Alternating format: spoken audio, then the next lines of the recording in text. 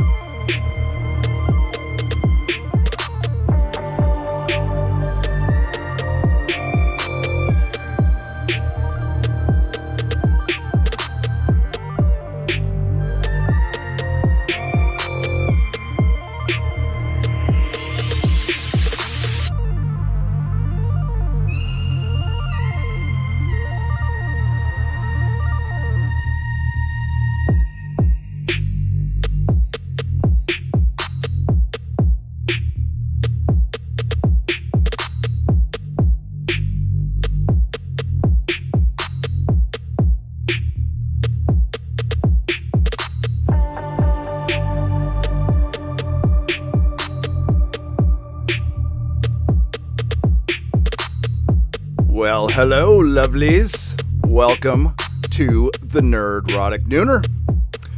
My name is Gary Beekler, and I come to you from Nerdrotic.com, and I am live in San Francisco, California. Currently locked down-ish. I don't know what your situation is. Ours is confusing. But we don't panic. Hi, everyone. How's it going?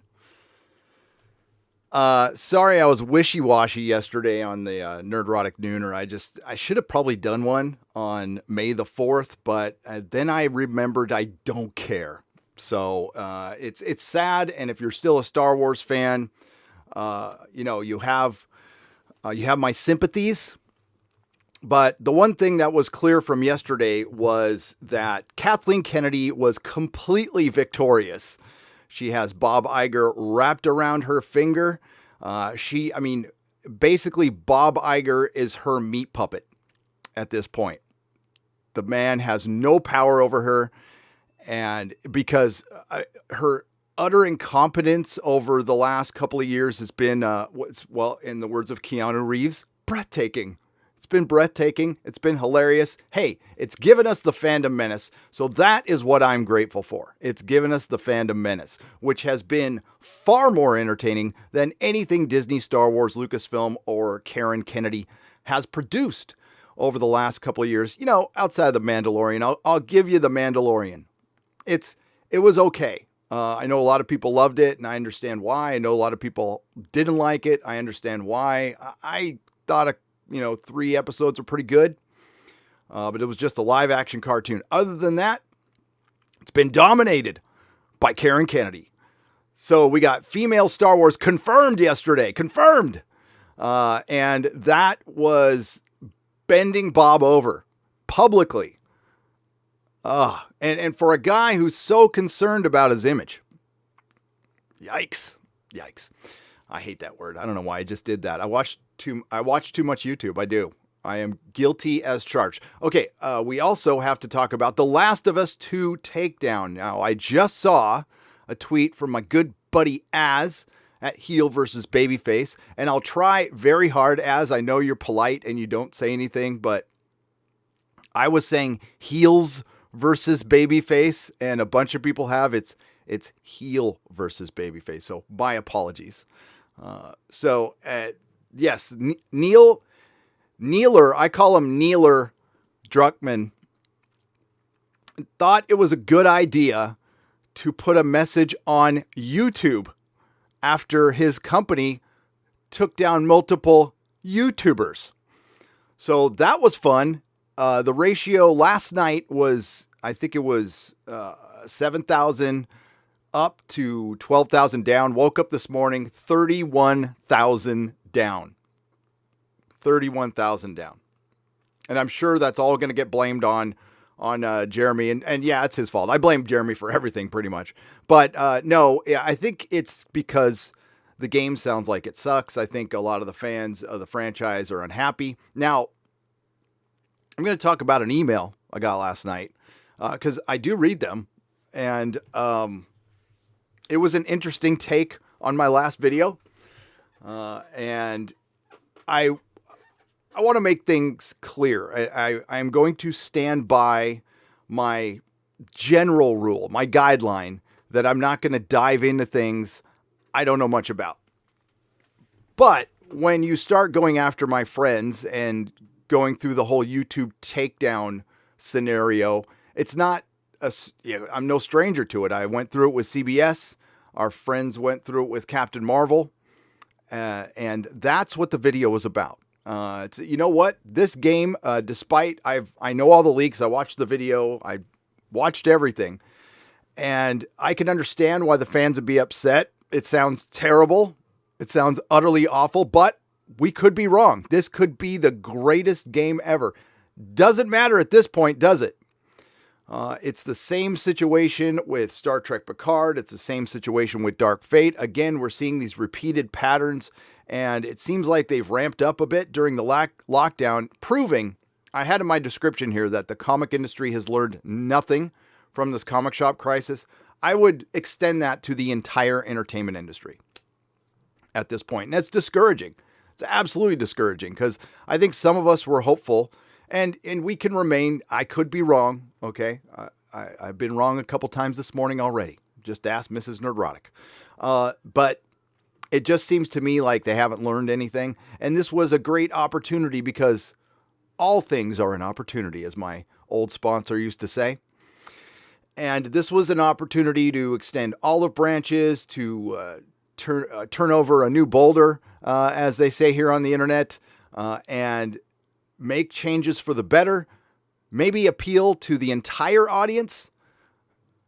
But as I've done some research on my next video, it's become pretty clear, and I think it should have been clear to me all along, but, I try to remain hopeful, that they don't want to appeal to an entire audience. I think some of the logic behind the general wokeness in entertainment is that's a fixed audience that we know we're going to get money from, so let's just shoot for them instead of, rolling the dice with the general audience. If we play to our base, that's guaranteed money. And that sounds logical to me.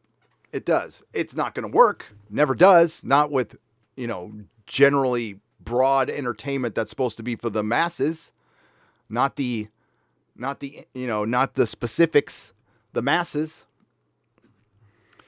I don't know. I could be wrong again. I'm not sure, but let's see who's here. We're going to go over a couple articles on bounding into comics. Hail John F. Trent.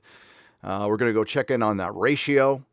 And I will check on Twitter. I don't know if Jeremy's strike has been lifted yet, but it's good to hear that he still has 2 claims, though, which the process can take a long time, and the videos are lost at this point.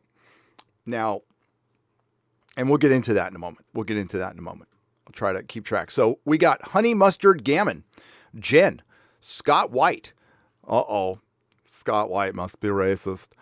Matthew Rolick, and Halam899, the memes of destruction. Yes, hail memes of destruction. Memes can destroy narratives, elections, movies. They're the great equalizer, and I love them. I do. Then we have Millicott63. Thank you for the super chat. I will get to it shortly. For Celia's Fund, Happy Cinco. Oh, God, I wish I could go to Celia's today. Oh, Happy Cinco de Mayo, or Revenge of the 5th, as we're calling it. And yes, we're going to talk about the stormtrooper who got arrested in Canada. I was going to tweet about this, but it's actually a complicated situation. It was completely over the top, and there's a reason for that. That's disturbing. But we will talk about that. It's at 44,000 down now, Jen. No way. It went up 15,000 in the last couple hours. That's great. The internet wins every single time. The fans win every single time. And Disney Star Wars hasn't gotten the memo. Marvel Comics hasn't gotten the memo. That's probably going to be my next video, by the way. I'm dipping back into the comic shop crisis, and then I'm probably going to do a short Westworld review. And I mean, it'll probably be one of my shortest videos. Maybe 7 minutes. There's not much to say about it, other than it sucked. So, Chris Neville, how's it going? And the Angry Owl, Gordon Goodbrother. Are you one of the Good Brothers from Pike? Weren't the Good Brothers on Pike in A Song of Ice and Fire? I could be wrong about that. I could be wrong. What's up, Nicholas Horton? All right. And greetings, everyone. And again, apologies. There was no Nerdrotic Nooner. I generally skip them on Monday after an Inquisition. I don't want to burn you guys out or anything. And of course, I'm keeping an eye on the ghosting situation. And if it does, I'm going to restart. Looks good so far. So as we have people rolling in, let's talk about something I don't talk about very much on this channel. As it relates to, we'll start out with the email I got yesterday. Okay. I'm not going to show it. We're not going to say what it is. And I appreciate all emails. And I actually do. When people sub or unsubs, sometimes they send an email, and both of them are good. They give you the reasons why. You gotta read this. We are not the Fandom Menace. I am not RIP Doctor. Nobody's Comicsgate. Nobody's above criticism. Okay, so I will read it. These things sometimes aren't great to read, but you got to hear them. So a guy sends me an email yesterday. Let me read it verbatim here. It was interesting. But I kind of understand where he's coming from. That's why I mentioned it in the video. I don't know if you watched my whole video. So, and this isn't, I didn't take this as harsh criticism. I didn't take this as this guy being an a-hole at all. I was digging your work when it was shit you knew about, but YouTube doesn't need another bearded man. I am not just another bearded man. My beard is attached to me. The beard takes the lead. Chasing every outrage to squeeze dry under the guise of making content. There's already enough of that, and they don't even do it well. Also, showing that golfing clip over and over is just extra scummy. Way to add to the pile of shit on top of an already frustrating and sketchy time, dude. And hey, you can't please everyone. I understand that. I don't take offense to this at all. I actually listened to it, and here's my response. I mentioned in the video that this isn't something I'm going to dive into. This is not, I don't game. I'm not going to pretend to be a gamer. And sure, I could probably have made 3 or 4 videos on this and done pretty well. Not going to, because I said what I needed to say. Now, if they keep striking down friends of mine, then I will make a video. And that's what the video was about. So I don't know if he caught that. And the reason I put the golf clip in over and over again, as a matter of fact, damn it, I meant to have it lined up. Next Nooner, I'll have it lined up, is because I thought it was funny. And I was flipping a middle finger to Naughty Dog every time during those transitions. I hate to go behind the curtain on that stuff, but that's why I did it. That was my motivation. I was mad. I was pissed, because I know what it's like to be struck down for your opinions. And, hey, if you showed actual video content, I could understand why they would go after that. I still don't agree with it. But as far as images, talking about the leaks, we have every right to do it. It is out in the world. Like I said before, you cannot unmake the soup. We have a right to our opinions and our expression. And every one of these strikes, I believe, is going to be taken off because it falls under fair use. Nick Rekieta talked about it quite a bit in his video, which I linked in my video. Please check it out. And he talks about something being transformative. And that's the meme part of it. If you change something about it, it's transformative, which makes it a parody, which makes it cool. Now, I'm not an internet lawyer. There probably is ways to take that down and argue. What happens in court, and I know you know this, but part of YouTubing is stating the obvious, is who has the better lawyer. Doesn't really matter about justice or rules. It matters who has the better lawyer, who has more money to hire more lawyers and do all the research it takes to get you off scot-free. So unless you're absolutely dead to rights guilty and you admitted it and signed a confession somewhere, there's a chance you're going to get off if you've got a lot of money and you got a good lawyer. That being said, I hope someday that there is some sort of a class action lawsuit. I understand why the copyright claim system is here. I fudge with it as much as I possibly can, but if I get hit, sometimes I understand. I do. It doesn't mean I'm not going to fight it because I believe in fair use and I believe in this is part of the game and this is going to be how they come after us. Now, right now we're seeing a lot of takedowns and stuff over political issues, which I'm not going to get into here, but that's why I think it's important we have the fight here in pop culture where it's still pop culture. It's not like real life serious stuff. Another reason I do videos is to try to amuse people a little bit. Sometimes it works, sometimes it doesn't. And it's fun. That's why I do it. But I do what feels right. I go with my gut most of the time with videos. Sometimes it works, sometimes it doesn't, you know? But that being said, thank you for the email. I do appreciate it. I am open to criticism. I am open to hearing it. I've gotten emails that I have shifted the channel because of these emails. So thank you. That's all I got to say is thank you. When I was in a rehab, I was in this hardcore rehab when I was younger. It was the second rehab I went to. It was called Crash in San Diego. And it was called Behavioral Modification. And pretty much it was the last place you had to go before jail. So it really motivated people to try to modify their behavior. And they would have these encounter groups every Tuesday night. And if somebody witnessed some bad behavior, they would drop a slip. It's basically snitch group. So they drop a slip on you, and then that person gets to encounter you in the group one-on-one. You're supposed to sit without crossing your arms or your legs. You can't be crossed up, and you got to stare them in the face, and they get to rip you apart. And you can't say anything until they're done, and all you can say is thank you. And that was seriously one of the most hardcore things I've ever gone through, where somebody is just ripping you apart. And that always stuck in my mind. And as horrifying as that sounded, it worked. It worked with me. It did.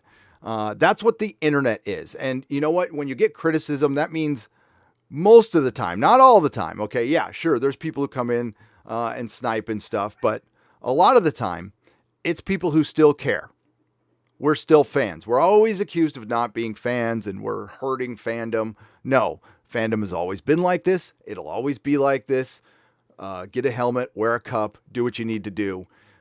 It's not this fun, fluffy place where everybody loves everything all the time. It's not, because we get into debates about what we love and that's it. Now, when this gets invaded by politics, that's a different story. And that's what we've been dealing with here. But here's, this leads me to this. So I don't talk about the CW because I generally think it sucks. Now, I dipped my toes into Batwoman because a lot of people asked me to, and Doomcock and I tried to review it and we just couldn't. Now, secretly, I have been catching up because I was motivated by Az's videos and EFAP. Those guys are great, by the way. Please check them all out. Mahler, Toxic Brood. So I've gone back. I'm not done with the season yet, and I'll probably do like a short season review because I think with Batwoman, it's not even, I mean, yeah, it sucks in the normal CW way.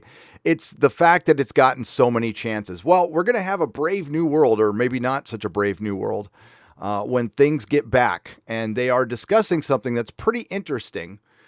Social distancing within making TV shows and movies, and how that's going to affect sex scenes, how that's going to affect fight scenes. I thought it was something I wasn't thinking about too much, but it does make sense. Let's go over here and let me make sure I'm on the right one. Yes, I am. Good. Someday I'm going to have a producer. I'm working on that, by the way. I'm working on that. Warner Brothers TV presidents outline how the thing that shall not be named could dramatically change production and content exclusive. I believe this came out on the 1st. Warner Brothers Television president Susan Rovner and Brett Paul hosted a conference call Wednesday evening to share information about the studio's current thinking on production after weeks of imposed shutdowns. The call was attended by the studio showrunners,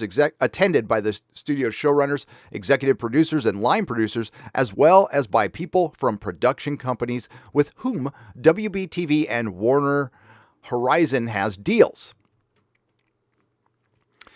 There's no timetable. I'm going to skip a little bit. According to a source familiar with what was said in the call, Rovner and Paul said its purpose was to lay out the studio's overall approach to starting up production safely for scripted television in both general and specific ways.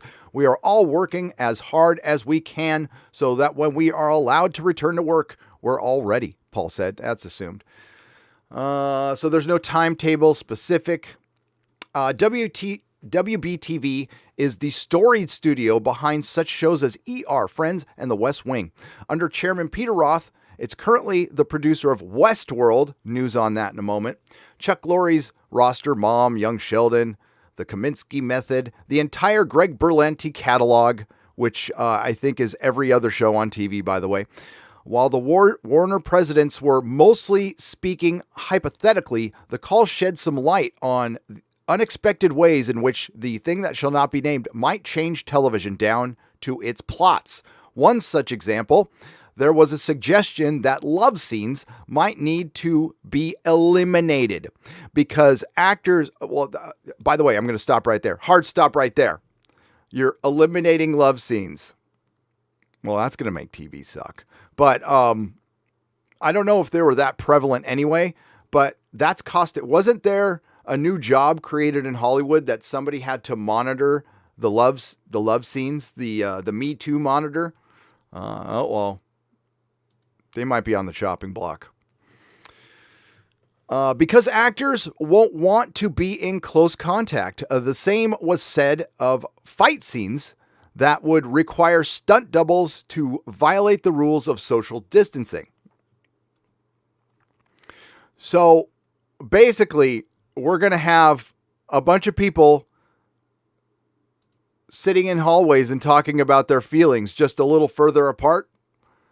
It sounds like not much is going to change from the CW. We're going to get a lot more standing in hallways and talking about our feelings. That should be fun superhero shenanigans. It's going to be interesting.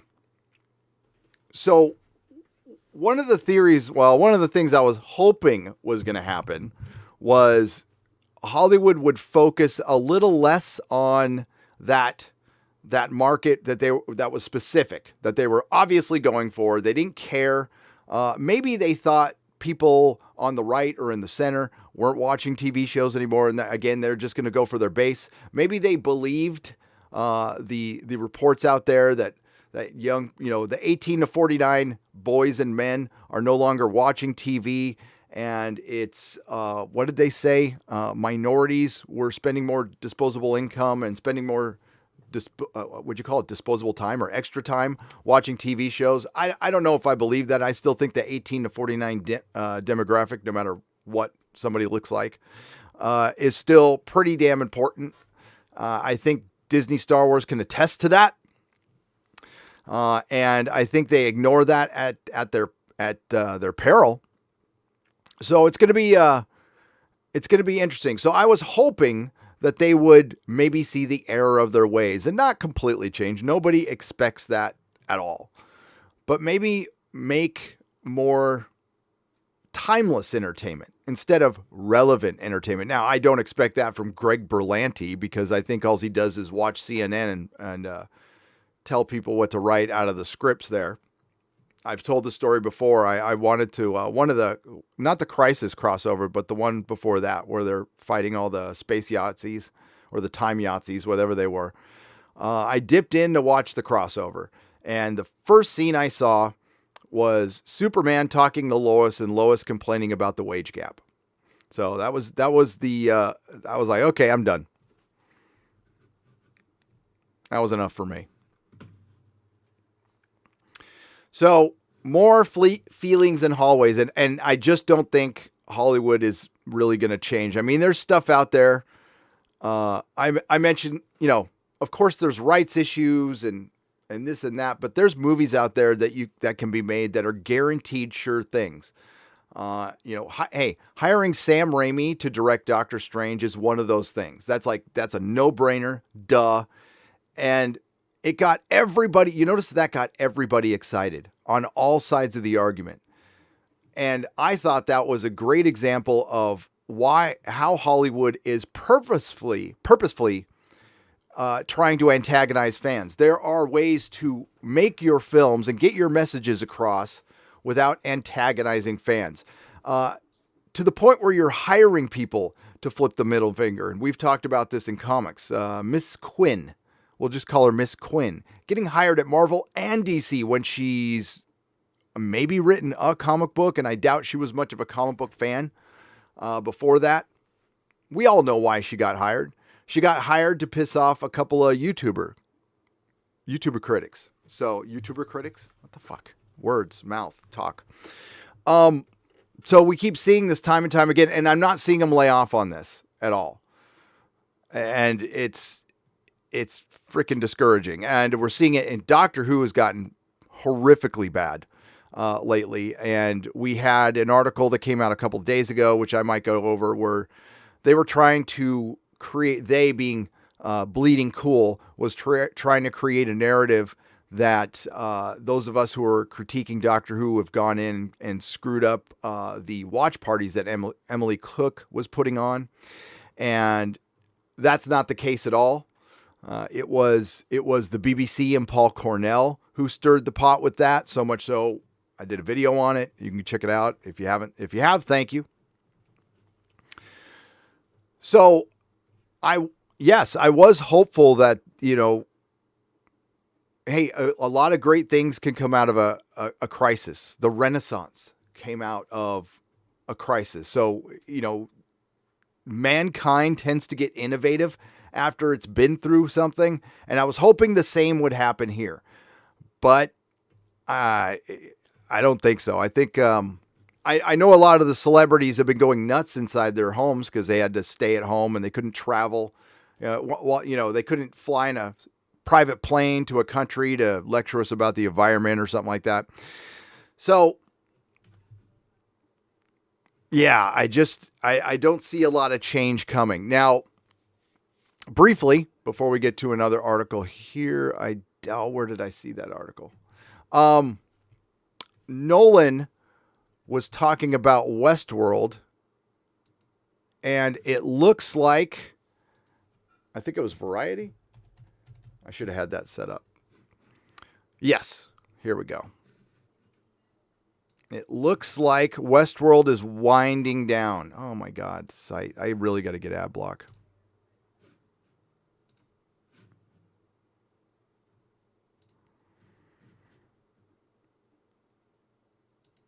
It looks like Westworld is winding down. And if you haven't seen my reviews, I did with Doomcock, it was boring. It was woke, but it was more boring. But Westworld showrunners, which is one of them is a Nolan. That's the most disappointing part. But this is how bad reboot can really destroy a franchise. Here's another one. Westworld showrunners on beloved characters exit, ending of the series. Now we'll fast forward. By the way, Tommy Wiseau has to pay the makers of the Room documentary $700,000. That sucks. Sucks for Tommy. It looks like I have heard from my insider, one of them, that Westworld was given a 4th season to end it. Now, it always had a 5-year plan. That was reported on in 2016. It's well known. But it looks like that they're bringing it to an end. It's been reported in the past you've conceived Westworld telling its story over 6 seasons. Now it's actually 5. Is that still your goal? Well, I want to clarify, Lisa Joy, and I never actually talked about number of seasons. James Marsden mentioned 5 seasons. That's because you told him in the first season when we were on hiatus. And more recently, there have been reporting about deals and other stuff like that, but we've never actually talked out loud about how many seasons we imagine this thing is going, because I think you'd be foolish to. Things change. Circumstances change. I think when we sat down to do the show, we didn't quite realize how difficult it would be to make this show. Laughing. Now, how many years it would take per season. So we've never actually talked about how many seasons that plan was. And indeed, I think when we had the plan, it didn't actually map out a specific number of seasons exactly. It was a beginning, a middle, and an end. And then Lisa Joy pipes in and says, it would be like working on a novel and saying this is going to be 436 pages. So basically what they're saying in Hollywood speak is, it's over, folks. Thank God. Just thank God. Hollywood speak, it's fun. Let's get to you guys. So yeah, Westworld, I was going to do a whole video on that, and I go, why? I don't care. I'll put it in my review. But, it lost 62%. 62% of its audience. Let's go to of the important audience, of the 18 to 49 demographic. Now, percentages tend to remain the same, whether it's streaming, because when overnight ratings usually double that as far as streaming and DVR and all. This counts the DVR though. So Westworld came out, or not Westworld, HBO came out and said that this show is getting 9 million viewers across all platforms. And maybe that's the case worldwide, but we're talking about the States here, and roughly 1.5 million people were watching this show. And it couldn't even muster up a million watching it overnight during the Great American Lockdown. So if you go right here, you see that it lost, look at right, if you see my cursor there, it's or at the bottom of the 18 to 49 demo change, it says a loss of 62.30% in the 18 to 49 demo, and a loss of 48.37% of the total audience. Now, this demo is still important. That's the one that goes out and buys Blu-rays. That's the one that goes out and does the repeat viewing. It's the one that Hollywood's generally been ignoring for a while. The comic industry has completely walked away from it, and Doctor Who gave it the bird. That audience is important. That number is important because that's pretty close to the same number Doctor Who had a loss in audience. And I've been seeing a lot of similar numbers. So, 888,000 people watched their finale overnight. Even some critics started panning the show. It was basically watching the D1000 succeed over and over again. And now the funniest thing, and they talk about it in this article, and again, I'll put it in my video, is they've basically removed all but one of the white people from the cast. They killed all the other ones. They got rid of the remaining ones, and it's so obvious. It's funny. It gets funny at some point. It does.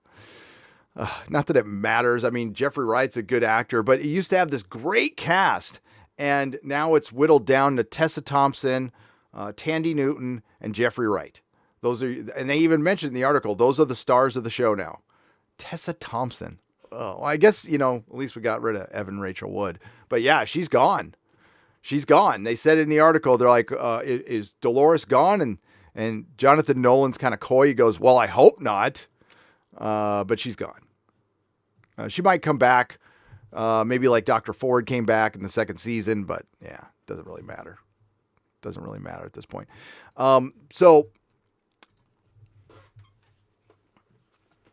Now there's so much to talk about. I didn't think there'd be anything to talk about. But the big news here on YouTube, obviously, is my friend Jeremy getting. I'm going to check real quick. I know as of last night when I spoke to him on the Fandom Menace live stream, he could not. Naughty Dog forced to release copyright claim against me, and that's what Az just reported. And I'm betting the same is for Jeremy, but let's find out. Not yet. Yes, we won. So his strike has been removed, and that is a good thing. That is absolutely a good thing. So congratulations to Jeremy and and I hope Ryan. What about Ryan? Let me check on Ryan real quick. Sorry, I probably should have had this ready to go. He hasn't said anything on Twitter, but I'm hoping his strike has been removed as well, or his multiple strikes, I should say. So it was a pointless venture. It was a company panicking. It was a company lashing out at individuals who could have been your potential customers. Forget about The Last of Us 2. Naughty Dog is a company that produces multiple games. So, of course, they decide to strike down a couple channels because they panic, because the story they have been working on for years and years and years, guess what? It's woke. Guess what? People are over it. As trends change, people's attitudes towards things change. So that is the conundrum of any video game creator, I'm guessing. If you're taking years and years, I mean, beyond what it takes to create a movie, it's, I think 7 years was this game was in production. So much changes in 7 years. And now things change faster because we're in contact with each other more. This should be this. I mean, this isn't rocket science. This is something companies should think about when they invest millions, billions of dollars into something, and they just willy-nilly ignore the fans. So they go after an individual, right? And they don't think about that person, that one person. Every customer is valuable. They don't think about him possibly buying a PS5, possibly buying all the other games that are associated with Sony and Naughty Dog and all of the people who subscribe to his channel. Now, not everyone who subscribes to a channel absolutely lockstep agrees with everything, but you have a core audience, okay? That core audience is going to get pissed too. And these numbers can add up. And these are sales you can't afford to lose, especially now. So, entertainment industry, wake the F up or don't at this point. You are at a crossroads, and there's no better example in the comic book industry that we'll talk about in a second, of course. The game industry is pretty damn healthy, so I don't think it's worried too much, but it should be. You should constantly be worried. You should never, ever get complacent. I never did it at the shop. You know, when I had a small victory or when I had a month that was better than the other month, I hit the gas. You don't take your foot off the gas for any second. But I guess they can afford to lose fans. Okay, fine. Screw you. F Naughty Dog. F Neil Druckmann. F Sony for doing this. And look, it kind of makes me more angry now that they lifted this so quickly. And you know, they're idiots, by the way. They only made Geeks and Gamers better than before. And hail Jeremy. Good for Jeremy. And I congratulate him. He'll be leading the Fandom Menace soon. Whew. It was such a responsibility. I didn't really do very much, to be honest with you. I just kind of let it run itself, as it should. And of course, there's no leaders to the Fandom Menace. Don't be ridiculous. But I do have a hotline to Jeremy. I do. And I'm more pissed about what they did to poor Ryan. Ryan was, you know, on his way to 10,000 subs, and they scared the crap out of him. Now, you know, he's got a life outside of YouTubing, of course, but you still put a lot of work into this. And Jeremy and I are the ones who talked to Ryan. You know, Ryan is, or maybe Ryan was always this way, but I remember meeting Ryan at the meetup at Comic-Con, and he was like this, you know, really nice, knowledgeable, polite guy. I'm like, yeah, you should try YouTubing. I think you got the gift for gab. He had the gift of gab. I had no idea what we were unleashing on the internet, so I apologize, everyone. Hemty, welcome to the proto-molecule level. Thank you. I appreciate it. Welcome to the show. Oh. So I was on a live stream last night with the Fandom, with Noah from the Fandom Menace and Jeremy and Ryan, and we talked about this a little bit. And we also saw, we noticed that Naughty Dog was trying to change the narrative. That was such a pathetic attempt to change the narrative about the leaks and the. I hope everyone noticed, because not everybody's in the games. I probably would have barely noticed this if this situation wouldn't have happened. How the Access media was in lockstep. They came out, I mean, practically with all of those articles about the leaks at the same time, while not mentioning the copyright takedowns at all. And Tom mentioned this. He was there too for Midnight's Edge. He mentioned that as news cycles go, this would have been history by now. People might have gotten 1 or 2 videos out of it and moved on, and the leaks would have become yesterday's news. Yes, people would have known them, but I think the vast majority of people who, especially if you're a fan of the game, would have given it a chance. So I hope the lesson is learned, Sony and Naughty Dog and CBS and any Marvel, any other company that wants to do this. It doesn't work. It flat out doesn't work. What's up, Ryan? I was calling you an asshole, basically. Yes, you heard your name. Thanks for listening. I love my internet, son. Oberon at 20 Danish krona. What's the best score you can't get your hands on? Oh, it's one that doesn't exist, Oberon. It is the score for the LP version of the Hitchhiker's Guide to the Galaxy.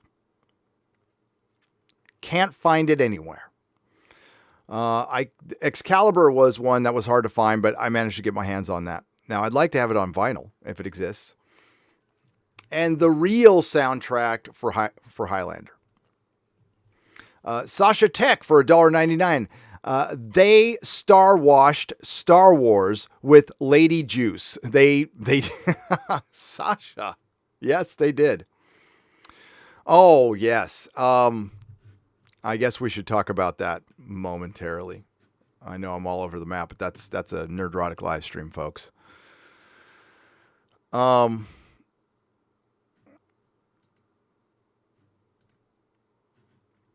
me see if I can find it. I know somebody tweeted it at me earlier today. So we need to talk about the young lady in Canada who got arrested for being a stormtrooper. There it is, right there. For visual aid.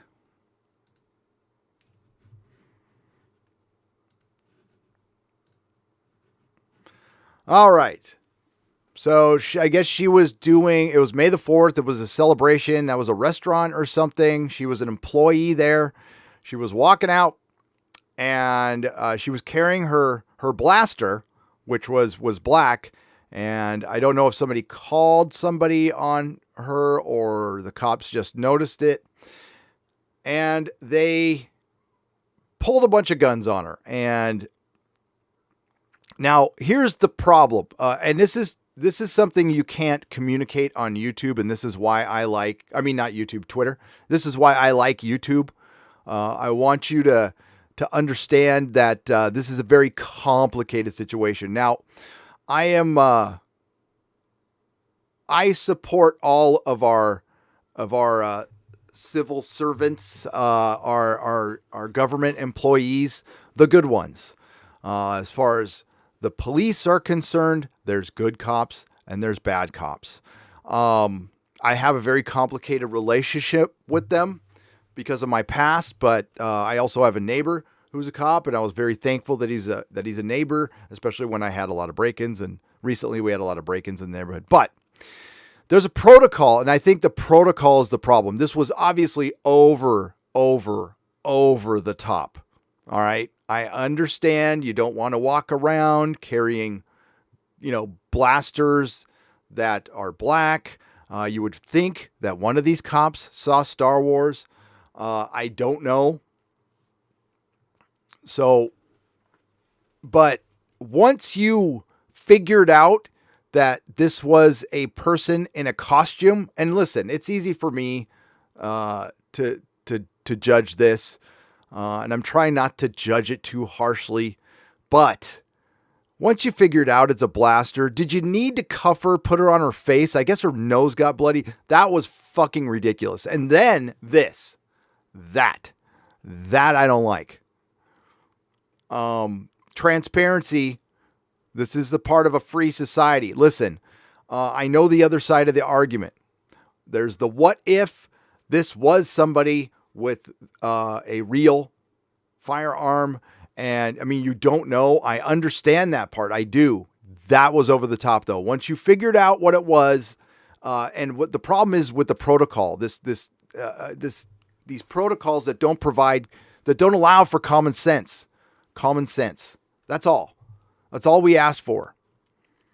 I know being a cop isn't an easy job, but I think I agree with Eric July on the subject. A lot of people rely a little bit too much, like I'm just following orders. I'm just doing my job. I'm not a big fan of that stuff. I think critical thinking is important. So, I don't know. I remember hearing, so I can't say this for a fact, that the young lady, sorry, I sound like an old guy, bloodied her nose. That's bullshit. That's absolute bullshit. You do not need to put her on her face and on her in cuffs. Once you figured out what it was, really approaching the situation, fine. I don't know about the overkill of like multiple weapons aimed at her. I think that was, I mean, you could have them out, sure. Yeah, so that crap is dangerous. So you need to have some common sense. And that's why I want to credit. I had a situation recently. It was dumb. Got into it a little bit with a cable guy. And apparently he got super. I've told the story before in a live stream. He got pretty butthurt. And he decided to call animal control on me, and he saw a BB gun. I can't own a gun, by the way. I don't own a gun. And he saw a BB gun in my garage. So he called, because we had this bad customer service experience. It was mainly between him and my son, and then I got involved. Then he went out, he quit his job, and he called animal control, and the cops on me. And I had a cop show up at my door, and animal control, and the cop had a freaking, I don't know what kind of gun he had, but that shit was out at my door, in my face. When I opened the door, I'm all, hello. And I didn't know what the hell was going on. So they come in, but at least the minute the cop saw me, he put his gun down. He like put it down. He's like saw the situation. He saw that my dogs were healthy. The guy called and said I was abusing my dogs. He saw my dog was like fat and healthy and happy and wagging her tail, and animal control came in, they left, and it was fine. That was common sense. That wasn't. That was fucking over the top. That was ridiculous. I don't know what you guys think about it, but it's too complicated. I was gonna tweet a bad joke, and I decided not to. I'll tell you what it was. Screw it. I was gonna say, well, hey, I didn't like The Last Jedi either, but don't you think that was a little over the top? But I didn't think it was right. You could hear the guy describing it, and she was crying and stuff, and that's unbelievable. As the SJWs like to say, it's not a really good look, is it? It's not a very good look. Ay, ay, ay. But I guess worse could have happened, but holy shit. That was terrible. Saruin of House Roundhead for $5. A year ago today, Danny kind of forgot about the Iron Fleet. So could you call today Cinco de kind of forgot, never forgetting that? Oh, I was going to have that queued up, Saruin of House Roundhead. Maybe I'll queue it up later. Yes, it was a year ago today that Doomcock and I went live right after Danny's dragon got killed. It wasn't Drogon. It wasn't Viserys. Oh, I forgot. I kind of forgot. But I remember us going live and we were just laughing our asses off. That was the night we had 24,000 people watching a live stream. That was insane. So it's been a year since Game of Thrones collapsed, everyone. How healthy is that franchise now? That thing is so far in the rear view mirror. Think about if they stuck the landing with that. Like people would be excited about the prequel. I'm hearing news, oh my God, that they're thinking about a spin-off, which is a sequel essentially, a spin-off. Those were the words that were used. I read that I don't know how true that is. I read it in Bleeding Cool. I just thought about that. I'm like, take that with a grain of salt. Millicott63 for $5 for Celia's Fund. Happy Cinco de Mayo to everyone out there. Happy May the 5th. Happy Revenge of the 5th. Star Wars. Freaking, that whole, Tom and Geeky Candy were on top of that pretty good yesterday. That whole announcement of Nina Headland, and how that overshadowed Taika Waititi's announcement. I'm not that excited that he's directing a movie, but I'm sure it'll be better than anything Rian Johnson's doing or anything that J.J. Abrams can do. He's a better director than both of them, in my opinion. I think, I said in my video, I think the only thing Disney Star Wars has at this point is a Darth Vader film. If they do a really good Darth Vader film, that would get the fans back, but that's still mucking around in the past. You got to eventually move forward. And I don't know if they can do that. That's basically starting from scratch. Or are they just going to play it safe? McQueen fan 73 $9.99 was speaking truth to power ever more necessary than it is in these times. It's absolutely necessary, and now it's getting you silenced. It's getting you silenced in entertainment. It's getting you silenced with much more serious issues.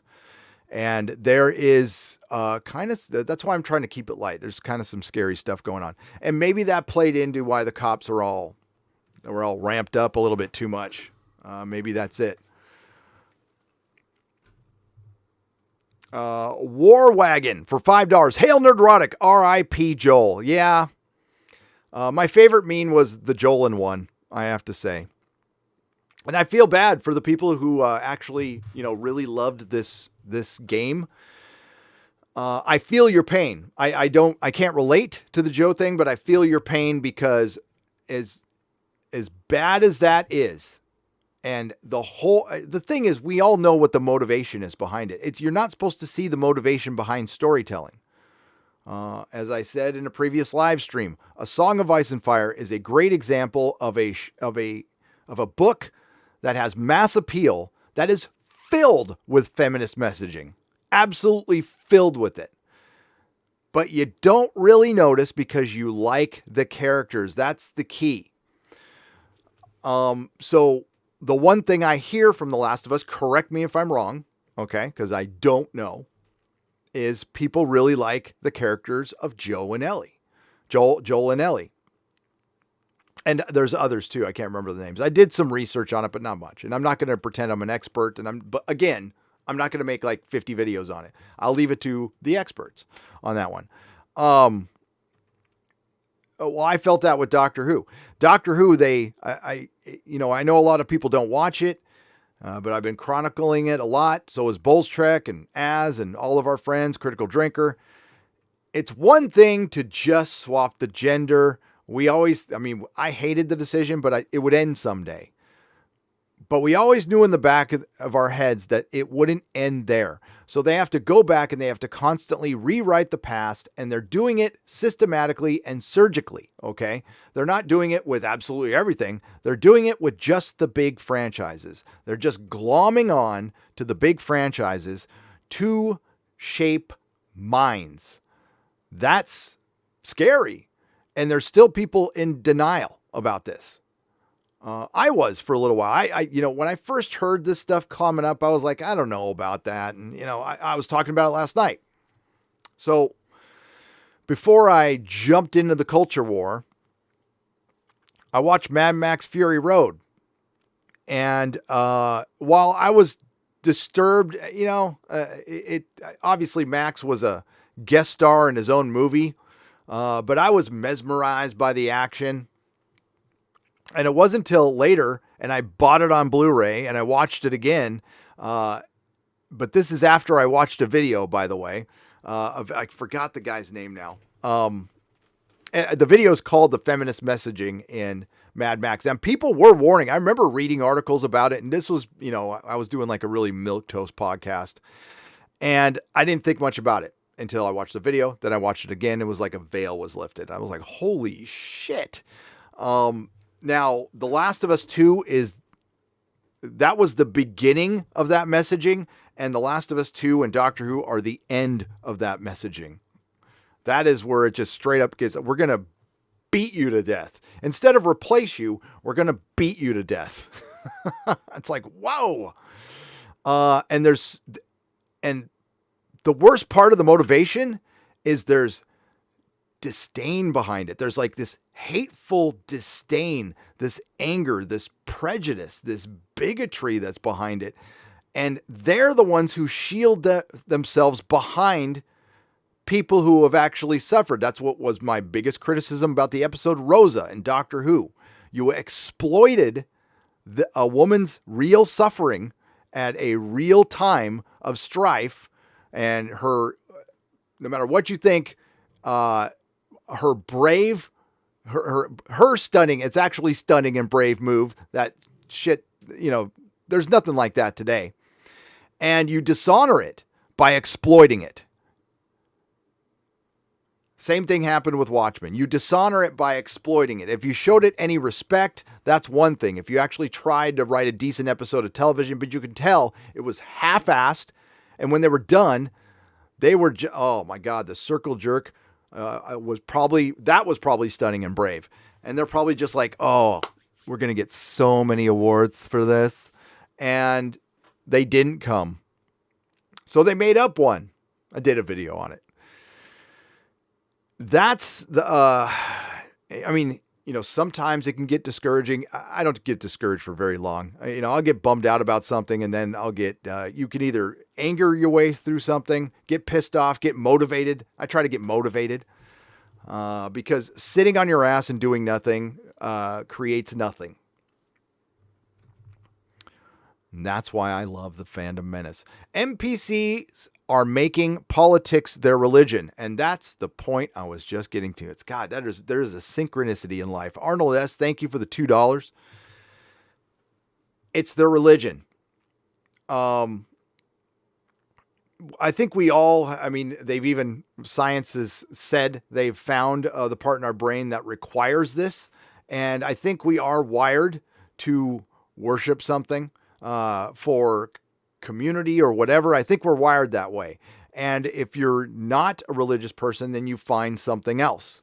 And I think you're absolutely correct, Arnold. There's dogma, it's fundamentalist, it's everything. John Ellis Bush for $4.99. Gary, the disobedient canine video was a Joel in one. Oh, that disobedient canine video was a Joel in one. John Ellis Bush, thank you very much.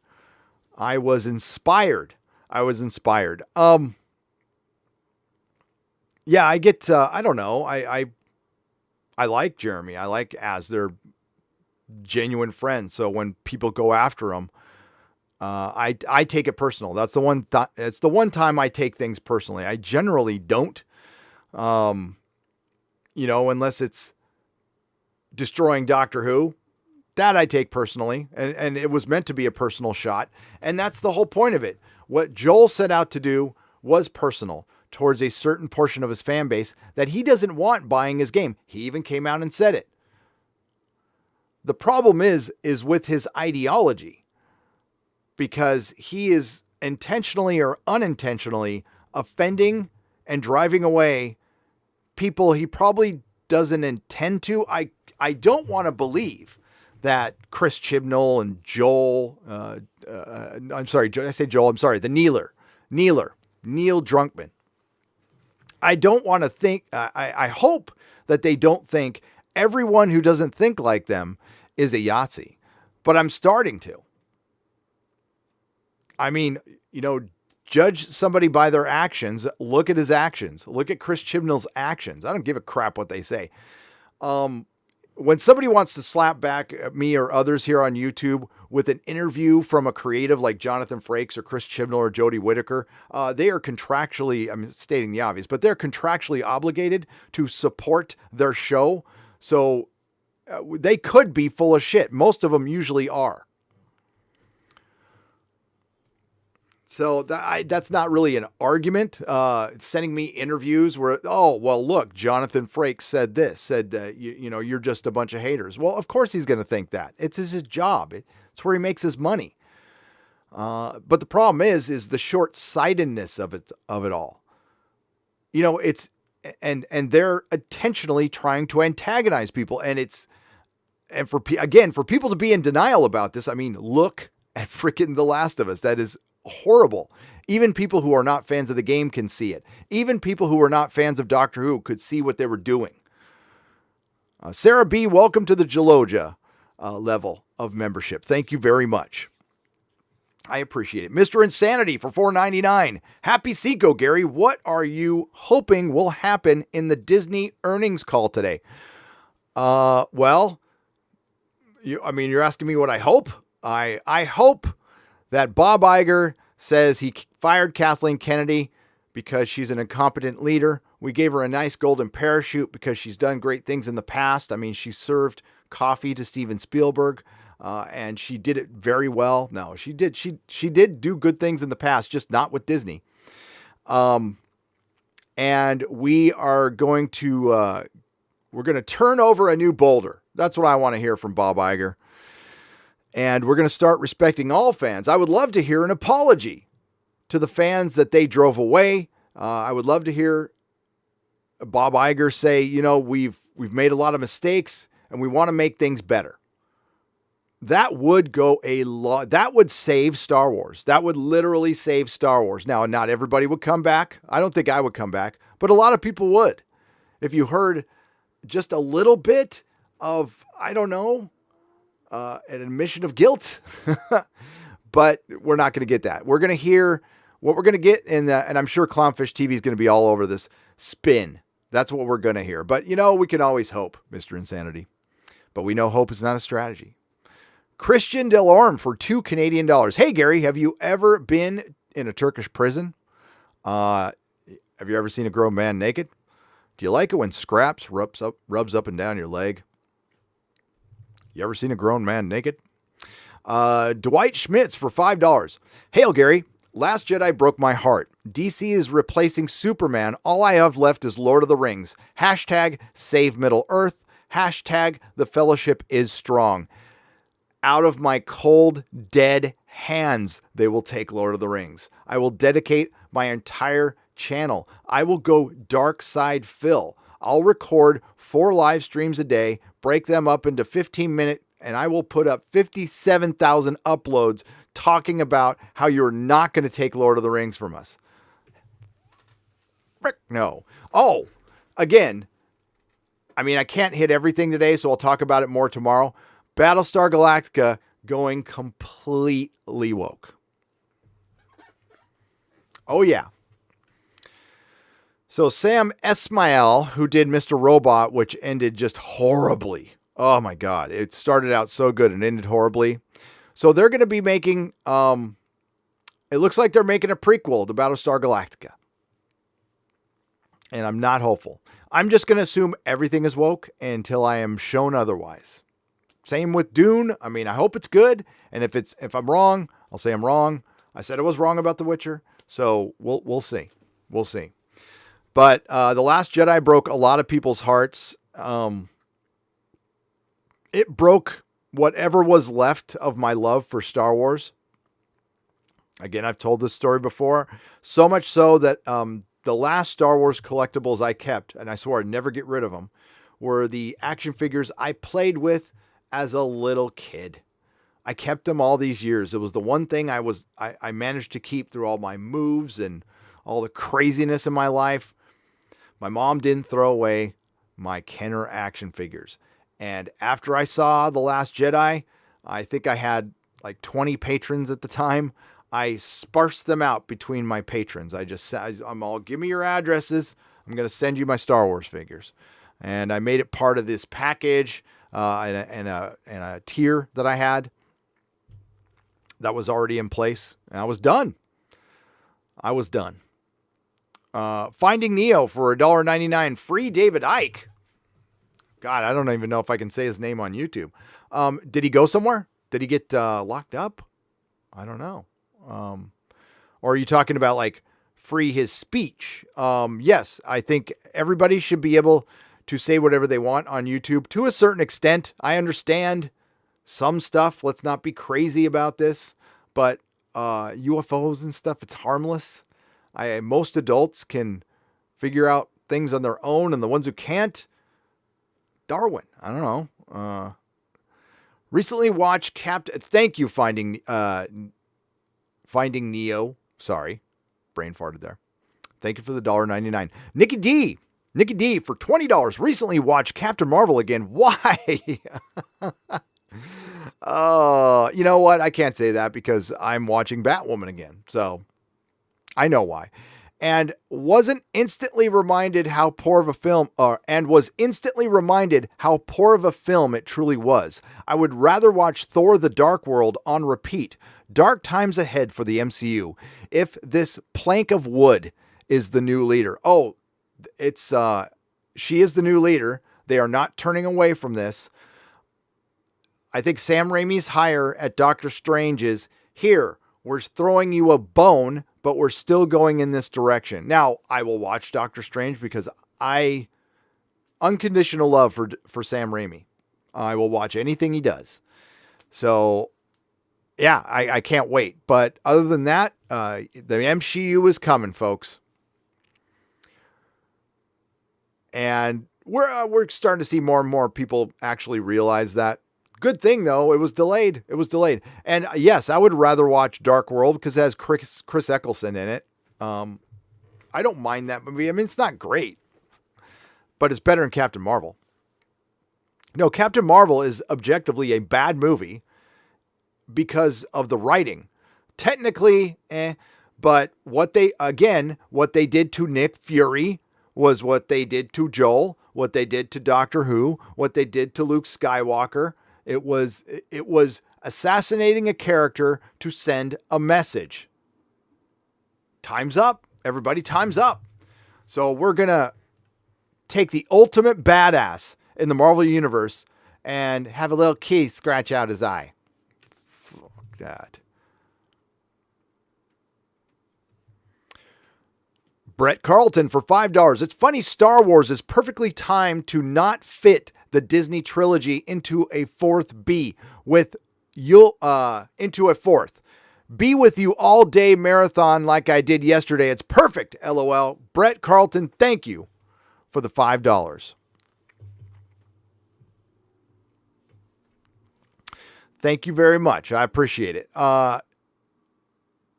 J-Man the Great is a member at the proto-molecule level. Welcome. And then we also have Ginger Housley at the Geologia level. Is it Housley or Housley? Let me know, Ginger. I'll keep an eye on the chat. Phil G for $2. Hail, Gary. You are quite a magnanimous person. Am I?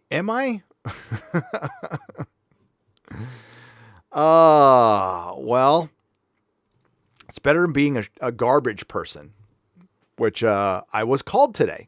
I was. Yeah, I've gotten worse, but the video stirred up some stuff. It's good to know that people are watching though. Me making friends on the internet. It's great. I honestly don't know how I'm pretty forgiving. I don't know. It depends. I believe in hey, I was given so many second, third, and fourth, fifth chances in life that I feel like I owe that to the world. So I don't know about Disney Star Wars though. Because I don't think they're sorry. Marvel's not sorry. Disney isn't sorry. The comic book creators are not sorry. They're only sorry that they're losing money. So maybe they'll play the game for a little while, but the second there's any sort of turnaround or success, believe me, the mask will be off. They'll be back to their old ways. And some aren't changing at all. By tomorrow, by the way, okay, scheduling changing here. I was going to go live right after the rewatch of The Girl in the Fireplace, which I still might be able to do, but there's a huge live stream tomorrow where Steve Jeppy from Diamond is going to be talking to publishers, including Mark Waid. So I cannot miss that. I missed the last one. I watched it later, but I'm going to be there live. So I might do a live stream after that. So please keep an eye on nerdrotic.com. And we'll talk about The Girl in the Fireplace too. I'll still talk about it. And I'm sorry to the people in the UK. If I can still do it early, I'll try.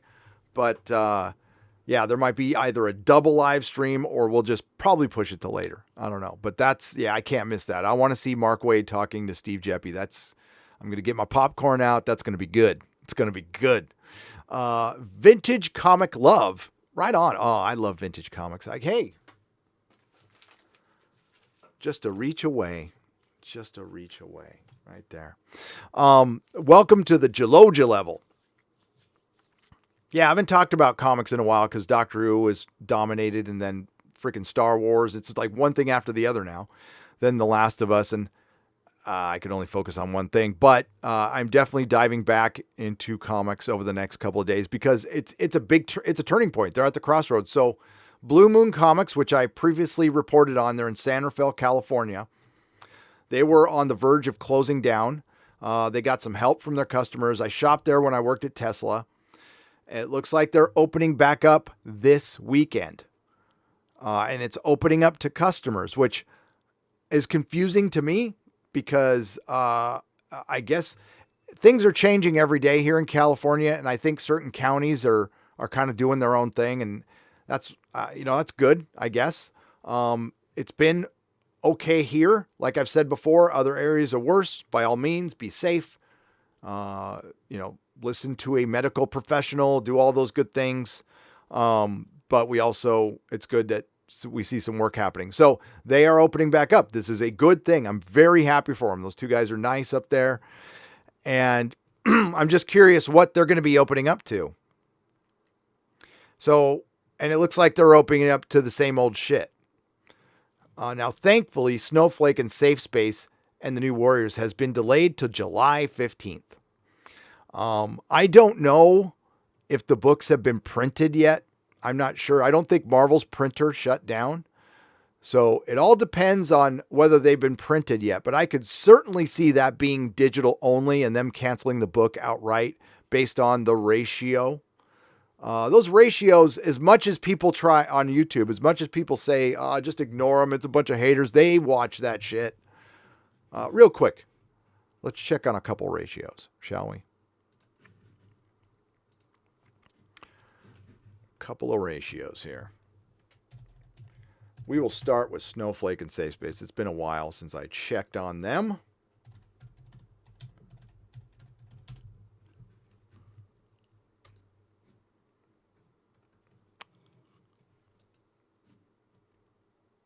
Damn.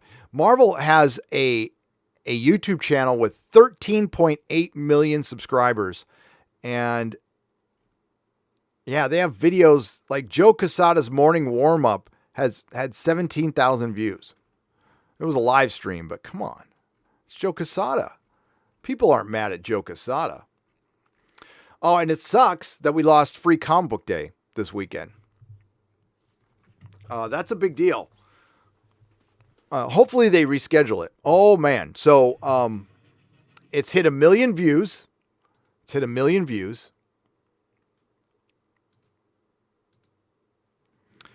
And a little disappointed. It's not at 250,000 downvotes, but it's at 223. And you know what? 4,000 people liked it. 4,000 people. But that should tell you everything. So maybe their thinking is, hey, people are going to hate buy this. And that's logical. That's logical. But I think it would be, I would consider this an olive branch from Marvel. It would show us, it would send a message if you just made it digital. Kibble Smith already got paid, and he's a millionaire anyway.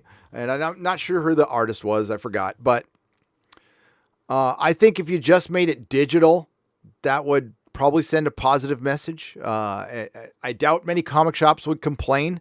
The book is $4.99. $4.99, or was it $3.99? I can't remember now. No, it's $3.99. Sorry, $3.99. Still, that's too much. $3.99 is ridiculous. $4.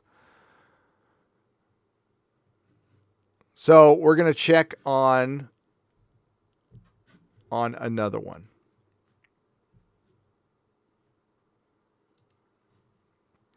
We'll check on Naughty Dog. Again, when I saw it last night, it had 13,000 downvotes, and this is Neil's message.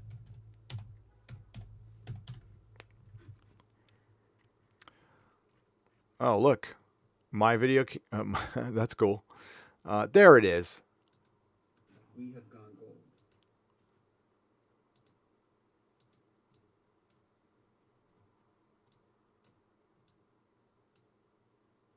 There we go. There's Neeler. 47,000 downvotes. Can you guys see that? Hang on. Let me make sure you can see that. Yep. 47. Oh my God. Holy crap. That's going to get so much worse. Imagine that in about a month. They have a serious, I mean, this just in, ladies and gentlemen, Naughty Dog is fucked. Oh my God. So I'll listen to Az when it comes to video games. He says it's still going to be successful. I'm not too sure now. I'm not too sure. It'll probably sell enough, right? They're still going to make money off this thing. I don't think they're going to lose their ass or anything like that. But it's not going to be this runaway friggin' hit that it was before. But that remains to be seen. Again, maybe it's the greatest story ever told, but we'll never know about it because people can't shut the hell up. Just shut the hell up. People are going to criticize your stuff. Big deal. Ignore it. It goes away. Now it's way beyond your control. Everybody and his mother's making a video on this. And you've got big YouTubers chiming in on this. And we'll see if PewDiePie chimes in on this. I can't see why he wouldn't, but you never know. Because the memes have been great. They've been spectacular. They've been spectacular. And yeah, again, you know what? This has actually been kind of great. You know, it sucks watching our franchises die. But if you want to look at the glass is half full, we've got the Fandom Menace. There's memes. YouTube has been far more entertaining than anything over the last couple of years. Scripted is not even where I go for. I mean, there's no new shows I'm excited about, but hell, Sporking News Podcast does a live stream. I'll watch it. I get excited. I got to watch his Wins a Winner one. I haven't watched that one yet. No Contact. Demolition Man was right again. Ironcaster for $2. It's funny you bring that up. My oldest son and I, we always chit chat about politics. Just because I don't talk about them here doesn't mean I don't talk about them. I talk about them with Junior. And I always told him that the first sign of the revolution will be, or it's time for the revolution, it will be when we start to get ticketed for our language. When we drop F-bombs, and there'll be a little fine for it. And I still believe that. When that starts happening, it's over. I think Demolition Man and Running Man have become quite accurate tales. Christian Delorme, welcome, Christian. Welcome to the proto-molecule level. Hail. Ginger Hosley for $10. Hey, Gary, just joined to give you some support. I appreciate that. Thank you. I've been blessed to be an employed designer during this time, and I'm trying to support those keeping me entertained during work. By the way, nice background mug. You noticed it. It's been sitting up there for a while. Thank you, Ginger. Yes, I am a Mug Club member. I bought... I get fired up when I see people going after independent creators. I'm a big fan of free expression. And I hate it when companies clap down. It's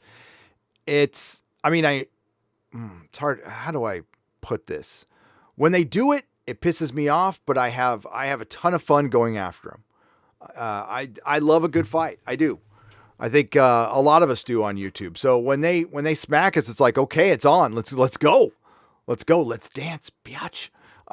And when they did that to Crowder, I mean, he's a big YouTube channel, but it was disgusting what they did to him. They let him along and then they demonetized him. It's a good thing that he's got the Mug Club, and obviously he's doing okay. And by the way, hail to Quarter Black Garrett for wearing my shirt on a 4-hour live stream for Louder with Crowder. So thank you. If you didn't watch the last one where they did a 4-hour live stream, we're not going to get political, but he wore my shirt. That was great. So thank you. And Ginger, thank you. I'm glad you're working. Thank you. It really is, providing it. It's paying this. This was never meant to pay bills. This job I had. By the way, congratulations to Elon Musk on the birth of his baby with Grimes. Now, he used to be my boss. Now, this is all connected. I used to work for Tesla, and I was doing the YouTube thing as a hobby, and I saw an opportunity. Things were, and this is before I even should have quit my job, but it wasn't Elon's fault, by the way. He was a great CEO to work for. He was completely open. You could email him. He did a lot of cool things, but on the lower corporate level, wasn't a fan. I think it was more me than them. I don't work well in the corporate machine. I'm not that kind of person. I ask too many questions. And yeah, I'm not just going to blindly follow orders, and it's bad. It's bad. So it's me more than them. So I rage quit the job and started YouTubing for a living. But I saw the opportunity too. So I saw things growing. I saw it happening, and I'm like, I'll get one chance to do this. So I'm going to try to make it work. If it doesn't work, I'll just go back to selling parts again for another company. It's good to have a skill. And there's something very good about having a trade, a vocation. Believe me, it's helpful. So I did it and it worked. It was part of luck, part hard work and everything, but it worked. But if it wasn't for Tesla, I wouldn't be here though. That's true. So hail. And yeah, it's nice to have this because my wife can't work right now. She is, I think she'll be opened up to curbside pickup on the weekend. So, I don't know how she's going to do hair with curbside pickup, but, yeah, that's what we got. That's all we're looking forward to. Beer Me Too Brett for $5. That video of the police arresting the lady in the stormtrooper costume destroyed so many of my brain cells. Yeah. I wanted to lash out. I did. I saw it. I got emotional. I got mad. It's effed up. She didn't deserve that. It was overkill. I understand. But leading up to it, like really, I do understand why they stopped her. I do. But there's, again, the cops rely on their protocol, and I think they lean back on that a little bit too much. The protocol is if you see a weapon, you need to overwhelming force. It's overwhelming force, and you have to pull out all your things because you're trained to do that, and that's what you're supposed to do. I don't like that. Cecil brought up on Twitter about long gone are the days of the beat cop who walked around. And we need that again. The beat cop who walks around, gets to know everybody in the neighborhood. And that way he can use some of his common sense. Like he'll know that restaurant owner or whoever he was wouldn't hire somebody who would do something terrible. So you could see that, hey, maybe it's May the 4th. Maybe there's something going on here. So let's be precautious, but let's not be dangerous for everyone. And that was dangerous for the girl. She had a bunch of guns pointed at her. And then the humiliation of, and that protocol too, because I saw that in the beach in my hometown of Encinitas a couple days ago. And that I was furious after that. I was furious. It's one thing to arrest protesters, but then they go, well, we have a protocol. Everybody we arrest, we got to handcuff. Bullshit. Just arrest them without handcuffs. Yeah, that part I don't like. Sorry. Common sense. It's why do I bother? It's like there's a cloud up there called common sense, and I'm yelling at. Corey Timmons for welcome to the proto-molecule level. Thank you very much, Corey. They bloodied her nose. They bloodied her freaking nose. Does she have a lawsuit? I think so, but I don't know how things go in Canada. If that happened here, be a different story. Now, I guess you guys don't have weapons in Canada. I don't know. I can't remember if you do or not. Sorry. But hail Canada. I don't blame Canada for that. I don't. Maybe for your leader, but Corey, welcome. Paisley Gemini for $4.99. Hail Gary, fight the good fight. Love the channel. Thank you. Oh, I will continue fighting. I won't get tired of it. Oh no. I'd like it to be over. That'd be nice. It'd be nice if I could just do reviews and just, I don't know, criticize bad TV, praise good TV. There's no good TV out there right now. Oh, there is, but I'm not covering it. Better Call Saul is a good show. I need to catch up on it. Finally saw the first episode of this season. Whew. So, yeah, that's a good show.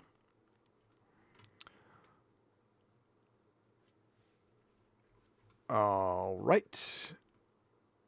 Matthew Rollick for $2. F celebrities. Whiny, spoiled brats. Yeah, the era of the celebrity is over. I'm formulating a video in my head about the, it won't be about a specific subject. It's more about where we're at now with entertainment. And it is clear the era of the celebrity is over. Even if, I won't say why, but I checked TMZ today. It's not a site I go to very much. But it was to back up this argument. It's like, who are the celebrities now? What's TMZ covering? You know, I didn't recognize half the people. So the era of the big movie star, I just read an article, before I went on, or earlier this morning, that Tom Cruise wants to hook up with Elon Musk to go film in space. He wants to actually film in space. And you know that crazy MFer will do it. But there are no more, I mean, Tom Cruise has to be in a franchise specifically. I don't think I know he doesn't bring the box office numbers anymore. The Mummy proved that. So there are no big movie stars anymore. There's still actors I like and you like, but are they going to actually bring you to a movie?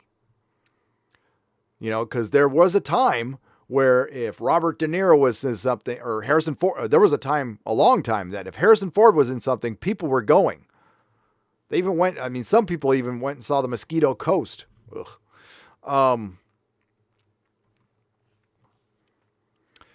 Yeah. Christian Delorme for $5 Canadian. I love your live stream, Gary. You give this truck driver hours of entertainment on the lonely highway. You are my Art Bell. Cheers, brother. That is the highest praise I could possibly get. I am honored. Knowing that I'm entertaining a truck driver. That is the coolest effing thing in the world. You don't even know how cool that is. When I was delivery driving forever, I wanted to work in radio, but I just knew I couldn't. You had to go to school, then you communications major, then you had to kiss a lot of ass. You had to make no money for a long time. I was like, there's no way that's happening. But this is brilliant. So drive safe. You're keeping, especially in Canada, you're keeping Canada going right now, the truck drivers. So hail to all the truck drivers, man.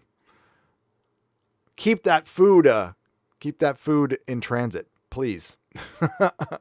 Strong and Grand for $4.99. I've given up on most gaming experiences at this point, as well as most movies and TV. I am writing my own RPG game and enjoying indies when I can. That's the future. Right now, listen, Comicsgate's ahead of the game on that one, however you feel about them. And yes, I know there were independent, I am fully aware there were independent comics before, but there wasn't a group like this. There wasn't a network like this. It was just everybody on their own. And this network with this network of independents working together, but still being individuals to sell their comic books, is a possible future for comic books, and to deny it would be stupid. And I saw some retailers being really effing stupid when they were denying it, thinking it's an alt-right thing or just their small little corner. Okay. All right. Ignore them at your peril, because it's just like the music industry. So there's independent movements. Grunge, grunge started small. It started in the 80s, and it took a long time to become prevalent. Now, it wasn't prevalent forever. It faded away, but it led into something else until music died altogether. But that's how, punk rock, disco, it all starts small, and you ignore it or you don't, and then it ends up taking over. It's just like any other trend. So Comicsgate is that. Independent books is that. It's going to create something else. It might turn into something else in the future, or it might be nothing. I don't know. But to ignore it would be stupid. If you go look, some of the books are actually they're valuable on YouTube. So that means there's a market for them. And what comics needs is buyers. I don't care if it's 5, if it's 2, but if it's a group of 1,000 or 10,000 or 100,000, you are desperate for that. So to blow it off as somebody who sells books for a living, that's your job. Sometimes comic shop owners forget that your entire existence is selling comic books. You're not an influencer. You're not a movie star. You're not technically a comic book professional, although they call you that. You sell comic books. You don't sell your opinion, or, people value it. They respect it because you read a lot of comic books. But you would be surprised how many comic shop owners don't read comic books. You would be maybe you're not surprised, that a bunch of them have political bias in taste. Brian Hibbs famously, obviously doesn't like Comicsgate. He also doesn't like Marvel. So, you're going to trust his opinion on Marvel? When I owned my shop, I loved Marvel and DC equally. I started out as a Marvel guy, but I love DC books just as much as I love Dark Horse books. I like comics, and I wanted to sell them all. Not just some, or not just to a certain person. I wanted to sell them all the time. And what my personal issues are, it doesn't matter. It doesn't matter to the customer. The customer just cares if I liked a book or not why I liked it or anything else. Did you like it? Okay. And customer service, talking about the books, which I could do all day. Thank you, Strong and Grand. I appreciate it. Cesario JPN for $5. Don't celebrate yet, Gary, as got his video reclaimed by Sony. What? There is an archive link to the tweet that showed it got unlocked, then relocked 30 minutes. Holy shit. So we're not celebrating yet. Okay. Let me check Twitter real quick. It got, so it got reclaimed by Sony proper instead of, well, that's a bold move. Let me check. Just a moment, ladies and gentlemen. Thank you. Reminder, as everyone wins their DMCA counterclaims against Naughty Dog is trash and likely won't have any legal ramifications from their bad faith abuse of the DMC. The only proper ramification comes from you. Don't buy their shit game. CC Neil Drunkman. That is from Ricada Media. I'm retweeting that right now.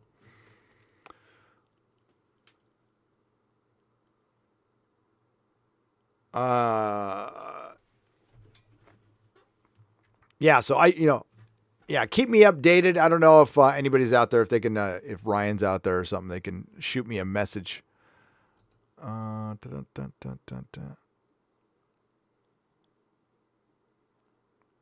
Ah, yes. Thank you, Christopher. I see my next video. I would talk about it here, but I see my next video. It's too good to be a next video. Okay. Hang on a second.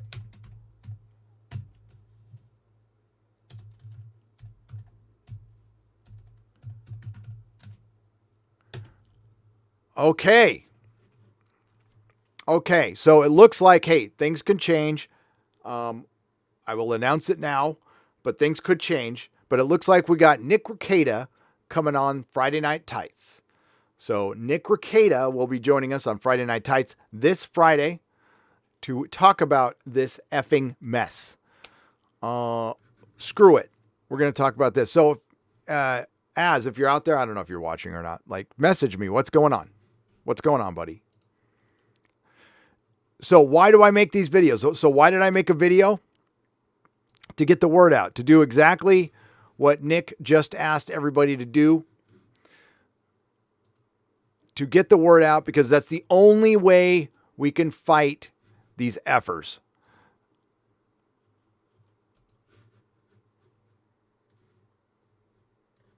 There we go. I lost my window there for a second. Sorry. So the only way we can fight these guys is by being loud, being obnoxious, sometimes being a little too salty, being a little hyperbolic. But we need to bring attention to this because we have one giant corporation coming down on us, and we have the giant corporation that's supposed to have our backs, probably, I don't know, probably siding with the giant corporation that's coming down on us. They tend to do that. We don't tend to win these arguments. So what do they care? What do they care if Ryan loses his channel? What do they care if Jeremy loses his channel? What do they care if they lose a few bucks? Because they're thinking about their millions they're losing, and they're trying to blame it on Jeremy, Az, Ryan, anybody else who talked about the leaks or plots, when it's actually Neil Cuckman who wrote a crappy story that pissed off his audience. Just like Chris Chibnall wrote a shitty story that pissed off his audience. Just like Daniel Kibblesmith, who's a poser, who's written just a couple of comics, thinks he can come into the comic industry and extend a middle finger to people who've been loving books for decades. That's what we're fighting against.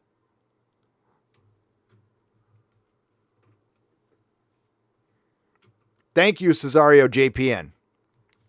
Route 69 for $5 Australian. You should do the helmet voice more often. Doomcock sounds very commanding. By the way, any thoughts on The Last of Us 2? Well, I'm not Doomcock. I'm not Doomcock. The Last of Us 2, any thoughts? I think it sounds terrible. It sounds utterly terrible, but it's typical.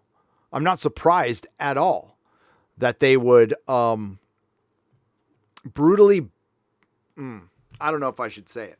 Should I dare Sony? Should I freaking dare them? I don't know if I should or not.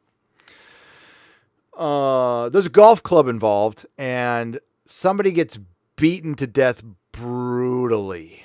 How do I feel about that? The sentiment behind that? Disgusted. Because that is... I mean, there's one thing for that to work in a story, but it feels lazy to me, and it feels as lazy as The Timeless Child was. Now, I could be wrong. It could be the best story ever told. And if it is, I'm only going to listen to people I trust on that. So if somebody I trust says, hey, Gary, played the game, it's fucking awesome, then I'll go, okay, then I was wrong. I doubt very much I'm going to find out for myself. If I'm going to play a game, I'd rather play The Witcher 3. Which I will eventually. Doomcock, it's easier for him to do his live streams without the voice changer thing. That's what he told me. Huron the Steadfast, thank you for the 20 Canadian dollars. I greatly appreciate it. No comment. Butterbiscuit 92. Do you know what I do when I hear something I don't like on YouTube? I unsubscribe. I don't write useless emails trying to change someone over a different opinion. Too many YouTubers out there for that. Butterbiscuit, yeah, that's what most normal people do. But, maybe they felt like they had to have their say. Normally what I do when I hear something I don't, it depends on how consistent it is, Butterbiscuit 92, but there's too many people and there's too much time in life.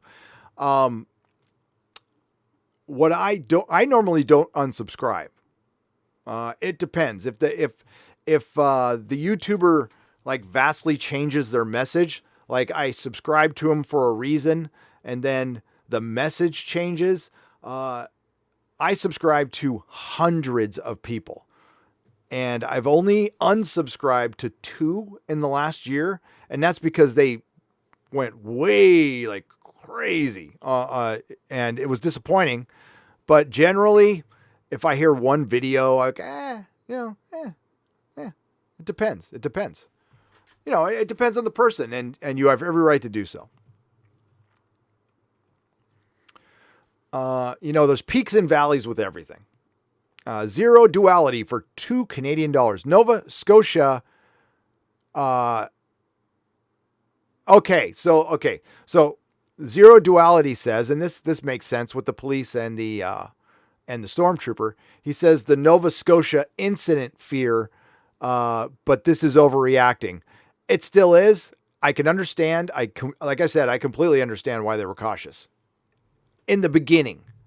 It's what happened afterwards, and that's when they're relying on protocol, and they're saying we're just doing our job. Nope. No. And we need to be. I need to be consistent on that. So, Mr. Gentleman for $5. Read a summary of Witcher 1 and 2 before 3. I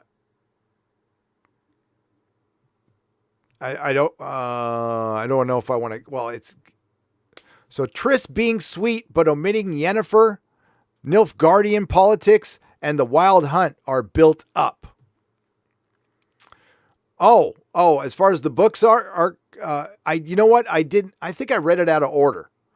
So I didn't know what order it was in. So I just I bought a book and I read it and I liked it. Can't say I totally knew what was going on, but then I just went to Wikipedia and caught up. I'm going to read the other books though, for sure.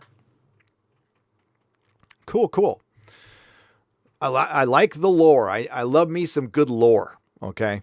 Bank called police on us during LA 501st event we had next to it. We were standing on a sidewalk in stormtrooper armor, waving to drivers. Cops had a nice chuckle with us and left. That was 10 years ago, says Sean Thompson for $10. So yes, it depends on the cops. It depends on the department. So, I mean, that's why we want to be careful with the blanket statements and everything. But yes, that's good to hear. That's really good to hear. Thank you very much, Sean Thompson, for the $10. Kevin, Boysenelt. I'm going to try to pronounce this last name. Boysenalt. I probably got it wrong, but thank you for the $10. Do you think a second season of Picard will actually happen? You guys want definitive answers. I can't be on the fence about this one, but I could be wrong about this, but no. I don't think so. I don't think it's going to happen. If it does happen, it will be with another production company. It might even be with another network. But the rumors of CBS and Viacom being on the block or being a good buy right now are true. So whether it happens or not, I don't know. But think about it logically, Kevin. Patrick Stewart is almost 80. He's going to have to wait 2 years, at least a year and a half till they start filming. It doesn't look good. We'll say that. Route 69 for $5 Canadian or $5 Australian dollars. Sorry. I try hard to support both you and Doomcock by watching both of you, but it's so hard to do when you're on at the same time. Hey, so my live streams go on to Nerdrotic Live afterwards, generally a couple hours afterwards. So you can always watch it there. That's all right. I don't mind. I am generally on, especially during the lockdown, between 12 and 2-ish every other day. I skipped yesterday because you guys are helping me keep sane, quite honestly. But thank you. A red for £5. Hail, Gary. The police officers in Alberta was an overreaction, and the least they could do is a public apology. And hats off to Ted Cruz. Oh yeah, isn't he trying to? I don't want to get political, but he's trying to remove any funding or something like that if we're going to get consulting from that country that's east of me, we'll say. Thank you. Riff Magos for $5 Fans won't come back till KK is gone. Hashtag the Fandom Menace. Yep. And I'm still not coming back. Well, I don't know. I'll keep my mind open, but not when she's there. No way. But I don't know if KK being gone is going to solve it. I honestly don't think so. If they put like Jon Favreau in charge, or I don't know. I don't know about Dave Filoni being in charge. I did watch the Clone Wars episode. I watched the last Clone Wars episode. And I'm very sorry to report that I don't have it. It was shot well. It was a well done episode. And I had no feelings at all at the end. I was all right. That's where I'm at with Star Wars. It was good to see Darth Vader. But as far as like, that was supposed to be an emotionally impacting scene. And I felt nothing. So maybe I'm just dead inside. I don't know. But I don't think so. Shout out to John, who thinks California is doing great with applying the Club of State to the baby seal of freedom. East Bay loves you, Gary. Thank you, Catastrophe, for $5. John, which John? I suspect I know what John you're talking about. Catastrophe. I strongly suspect I know which John you're talking about. A former co-host, possibly. Justin Gould for $20. I know it's not your cup of tea, but I really recommend watching Clone Wars. There's some really good episodes, especially in the later seasons. Dave Filoni ended the show without destroying the series or injecting agenda. I watched most of Clone Wars, Justin. I did. So thank you. And I watched the last episode last night. And while it was a good episode, I have nothing bad to say about it at all. I had no feelings. That was the thing. I was like, okay, it's over. I didn't feel like when something's over like that, you're supposed to feel a little sense of loss, some sense of loss. I was just, it was good. I would have felt that way a long time ago. I had strong feelings for Star Wars a long time ago. Those feelings are gone. Stephen Yarnell is a member at the Geloja level. Thank you, Stephen. I appreciate you. And Justin, thank you for the $20. And no, I don't have anything bad to say about Clone Wars at all. I'm not the biggest fan of the animation. I loved the Clone Wars that were out previous to that. The ones that were done by the Samurai Jack guy, whose name is escaping me right now. I love those. Those were brilliant.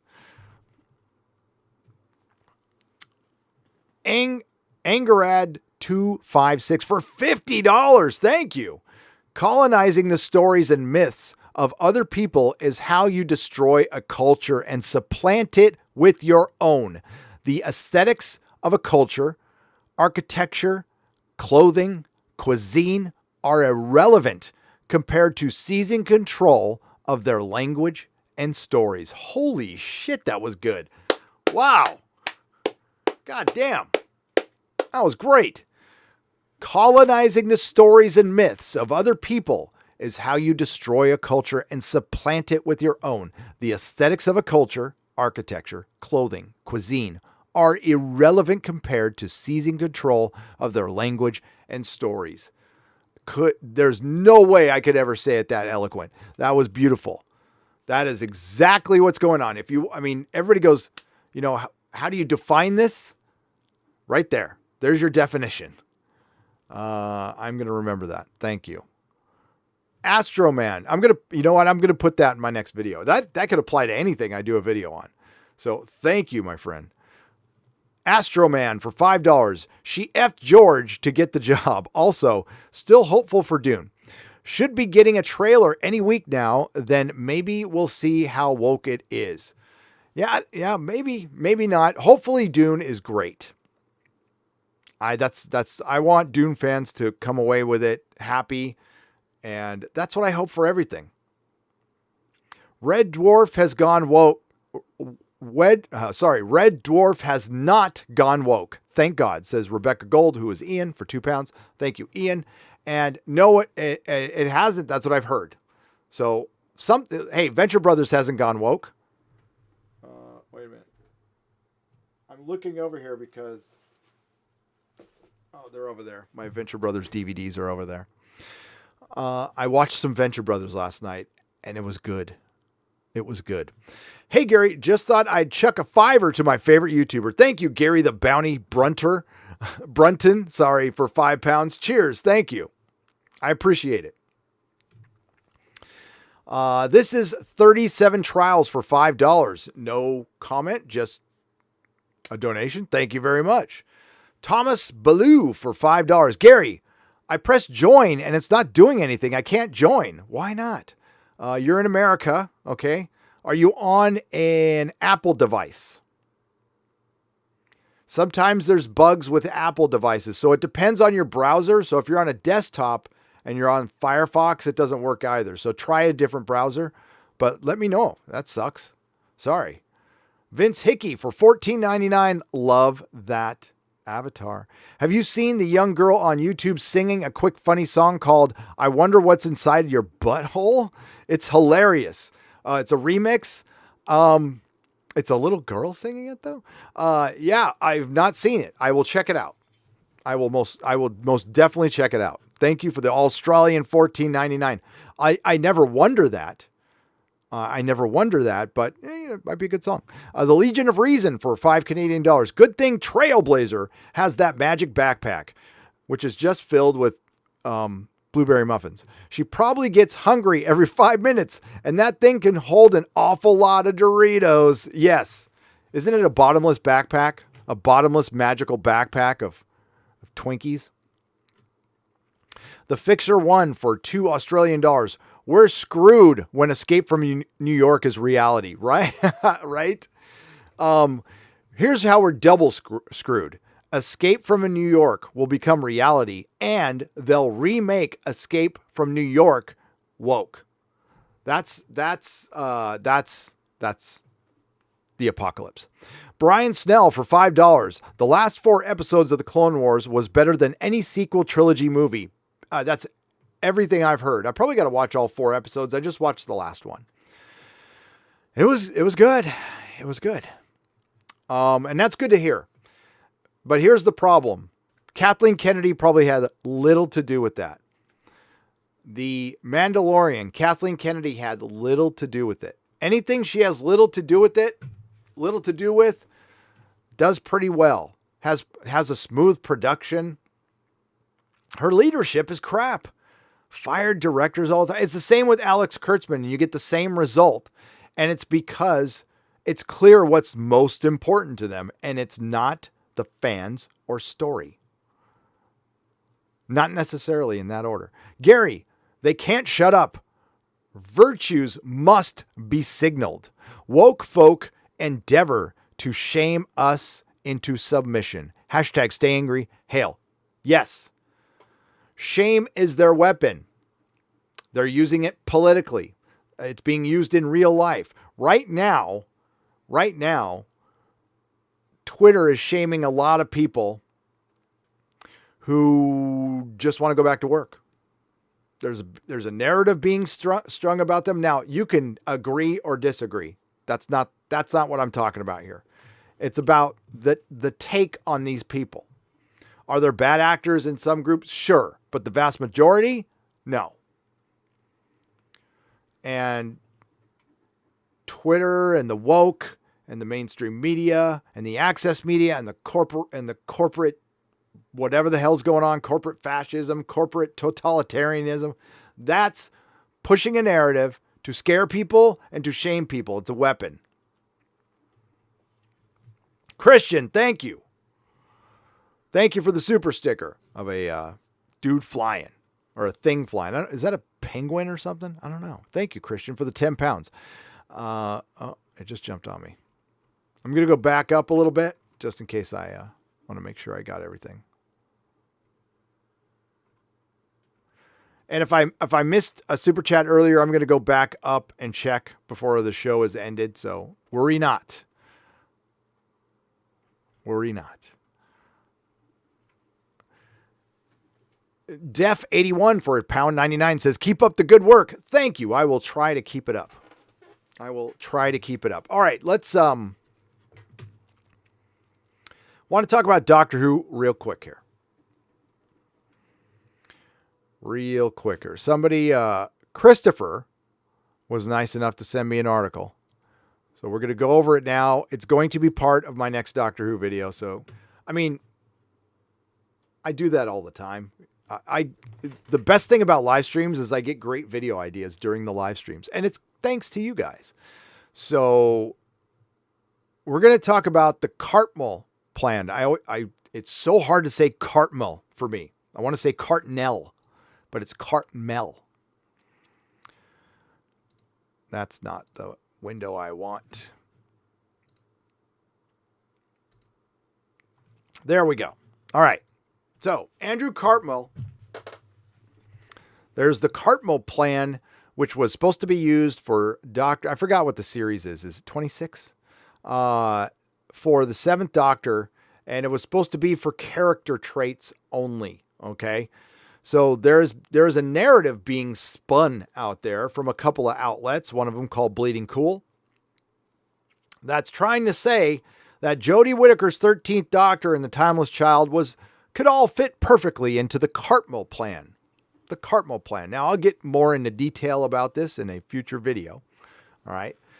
But this is bullshit. So recently, Andrew Cartmell was on the Legend of the Traveling TARDIS radio show. I have been on that radio show before with Christian Basil. And good dude, good show. It's on iHeartRadio, so please check it out. And I'll tell you what he said.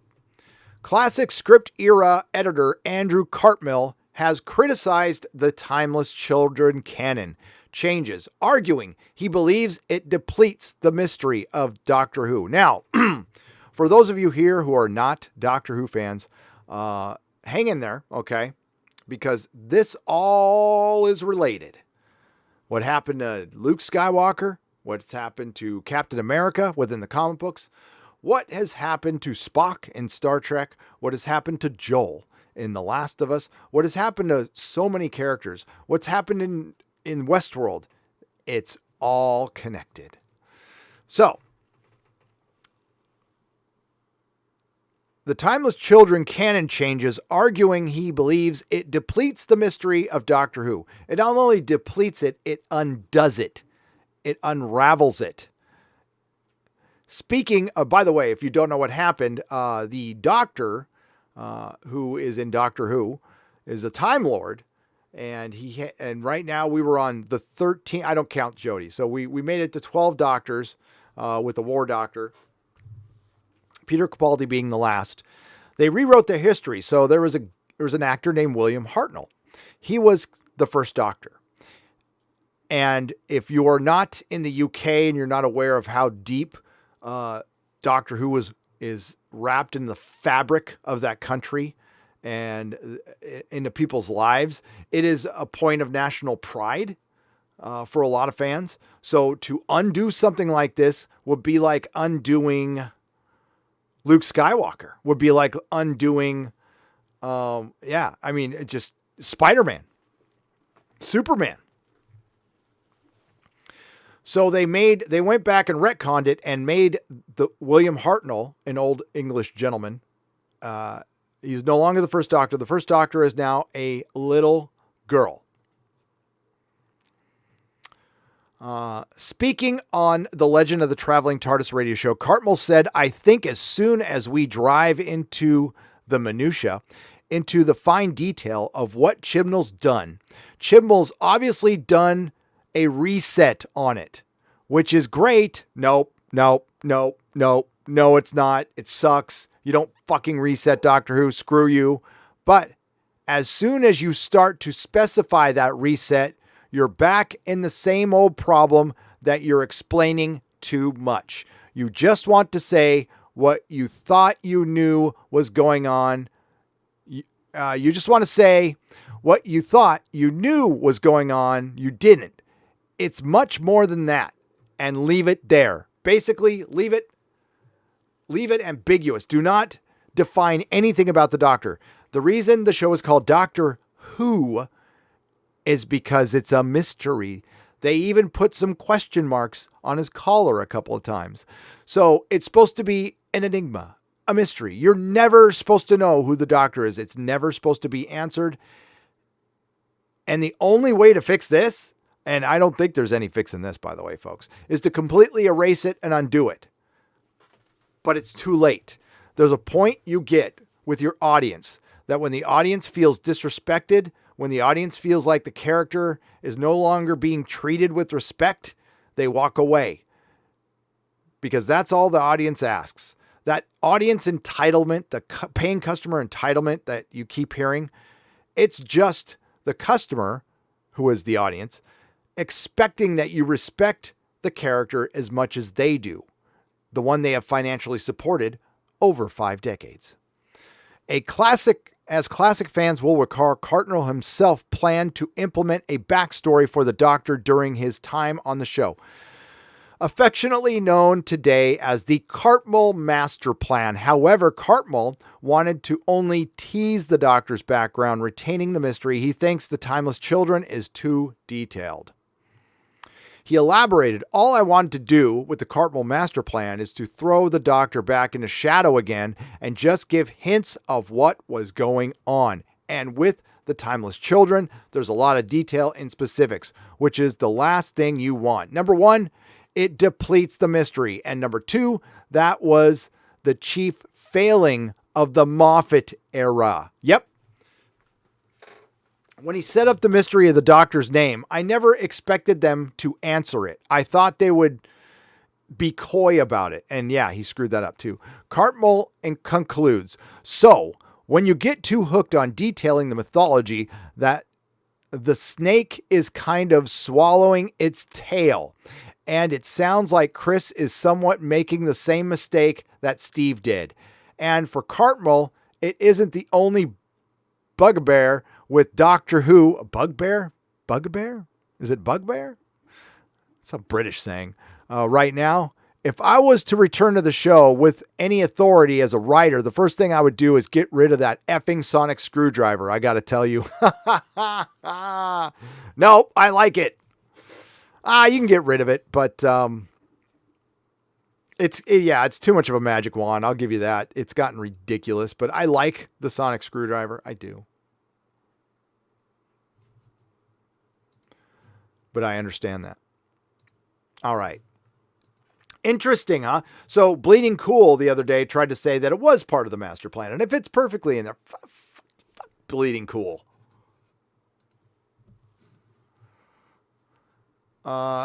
David Kenny for $4.99. We have to flock to new franchises. Galaxy's Edge, not related to Star Wars, which, yeah, it's a book series, right? Is amazing and treats its fans with respect. Everyone should give it a read.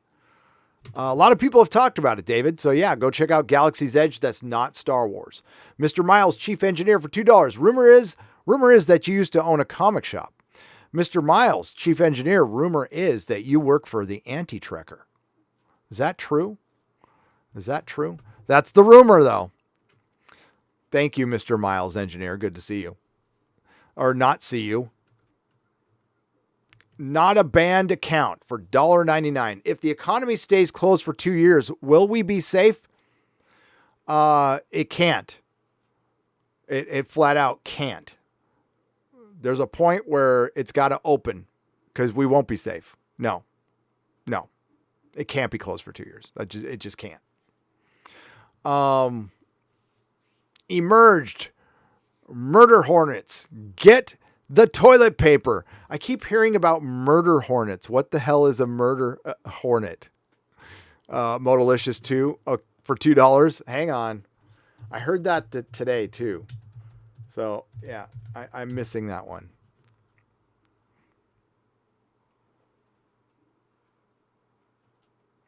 Oh, okay. So they kill the honeybee population. All right.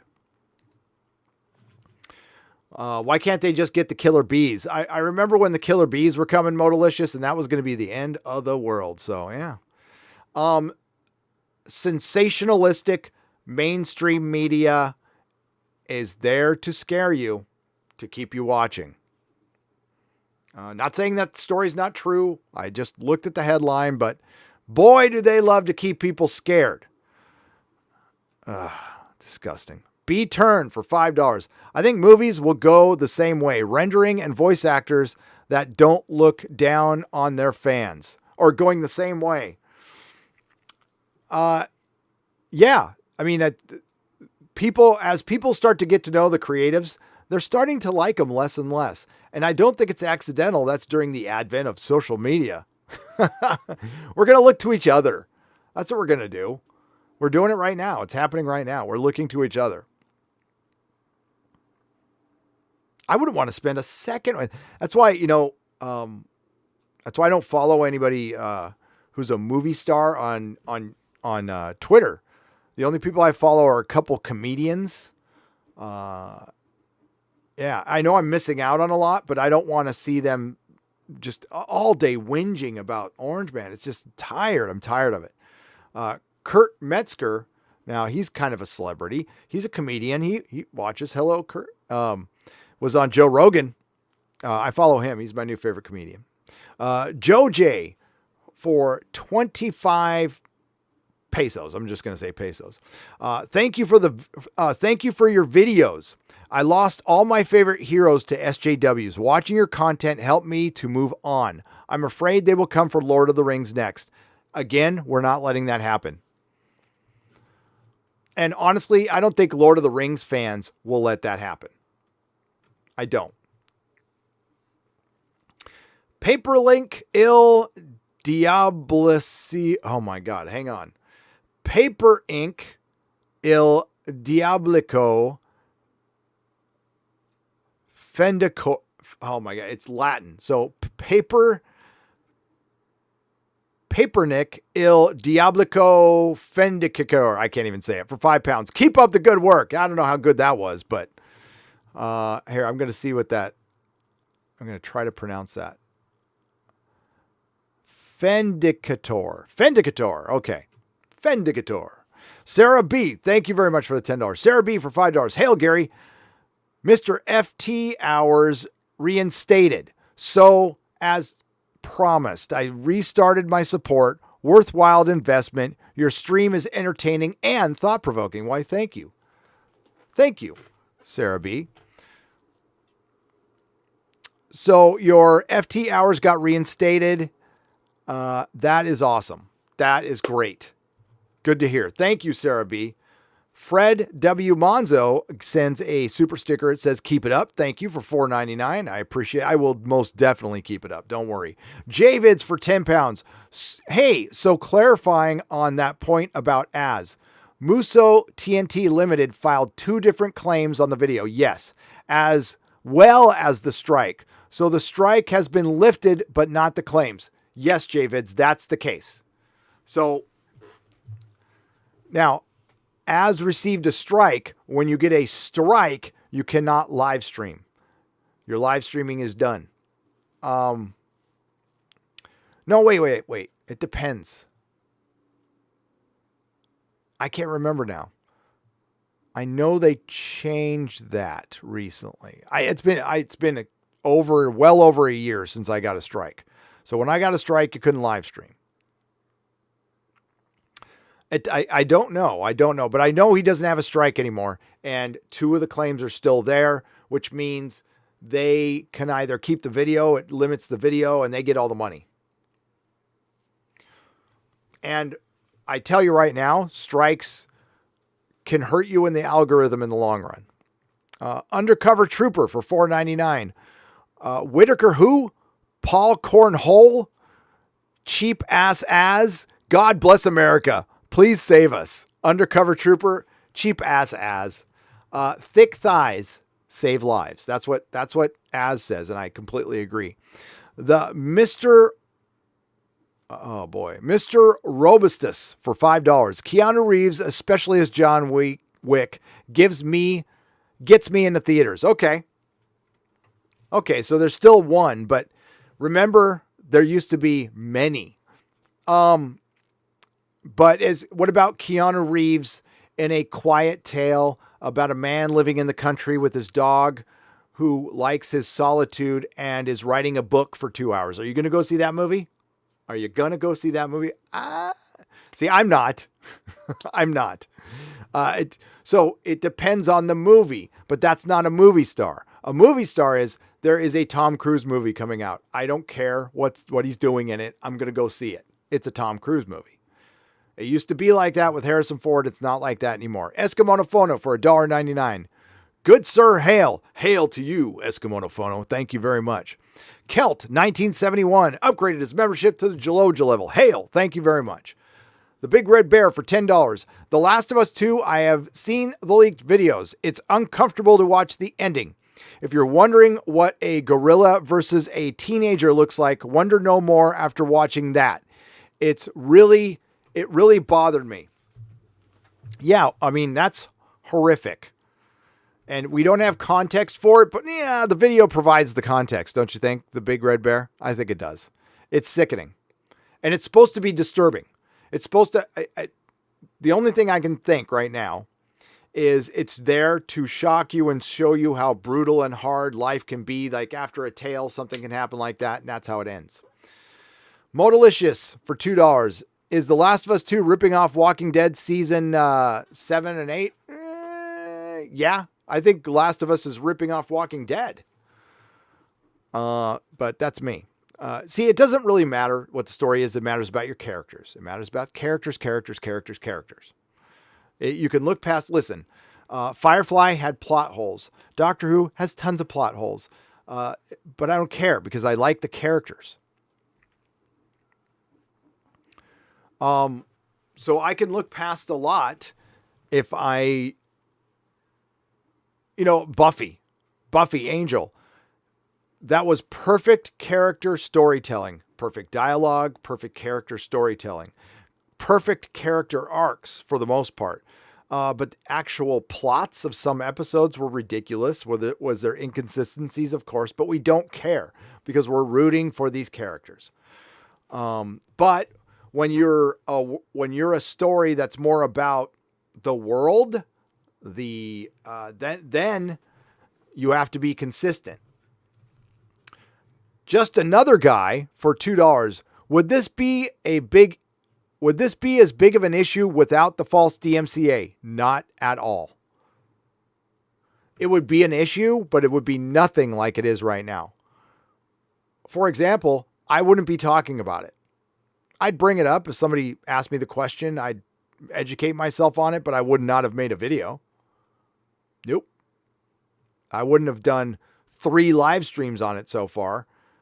We did one Friday that was just nuts. We had 4,600 people watching. Jeremy and Ryan were, listen, it's helping them. Didn't mean they weren't stressed about this, because they were.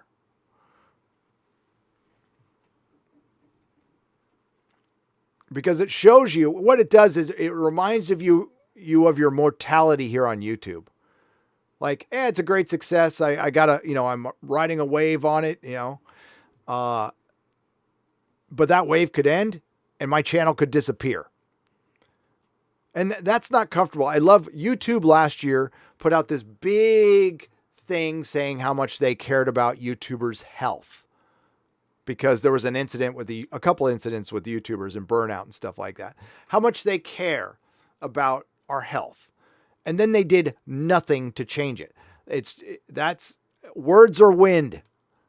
Words are wind. They did nothing to change it. The algorithm's still the same. You still have to work your ass off, which is fine. But you could also get your channel nuked at any moment for any reason.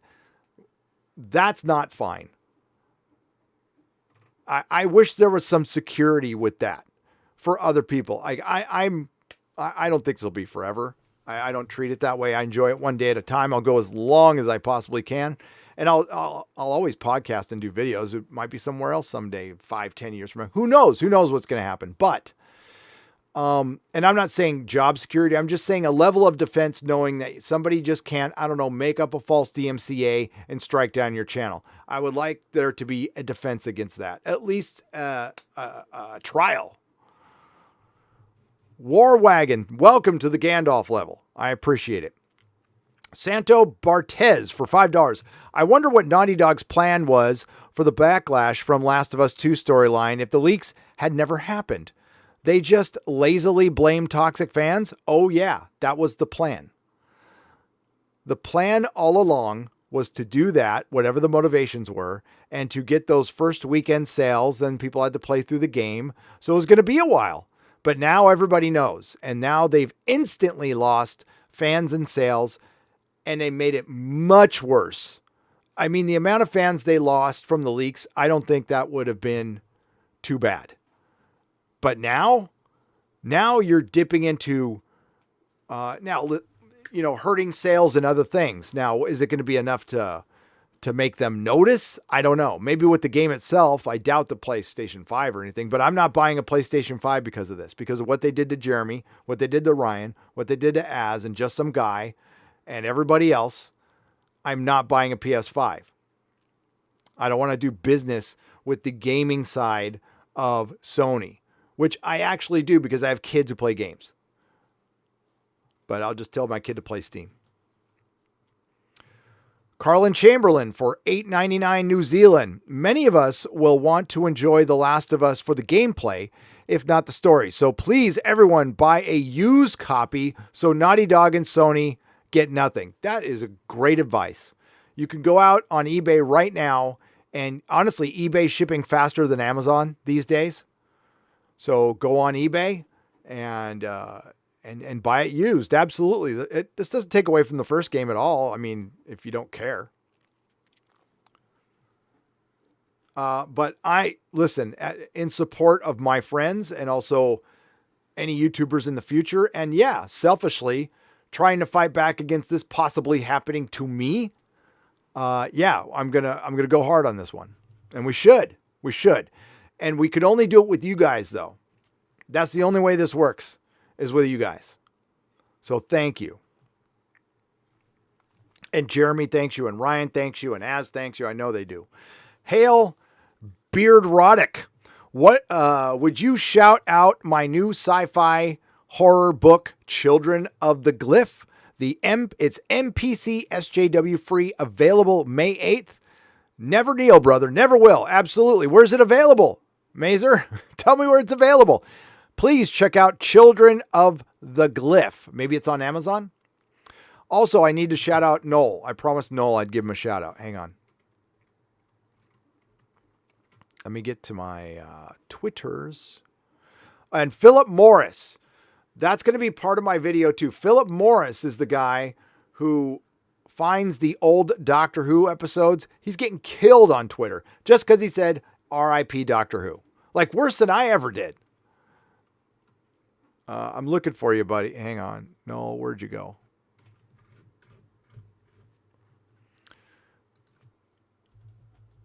There you are.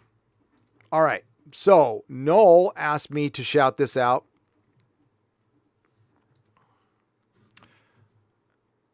So I promised I would do it. And I'm doing it. Noel from the TARDIS Zone and Svi Lebetkin from he's got a channel. God, I'm blanking on a channel name now. Sorry, Svi. They're doing a watch party May 9th at 7:30 p.m. That's British Standard Time. So that would be 12:30 p.m. Pacific here in the States. Join us, the Tomb of the Cybermen watch along Saturday, May 9th, 2020.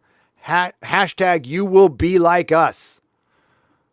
You will be like us. Hell yeah. So, God, if I can make that, I'll try, buddy. I'll try. So check out Noel at the TARDIS Zone. If one of my lovely modrotics, lovely and talented modrotics could put the link to his channel. That's this Saturday at 7:30 p.m. in the UK, 12:30 p.m. Pacific time here in the States. Go check it out. That's a good watch along. I endorse that fully. So hell no.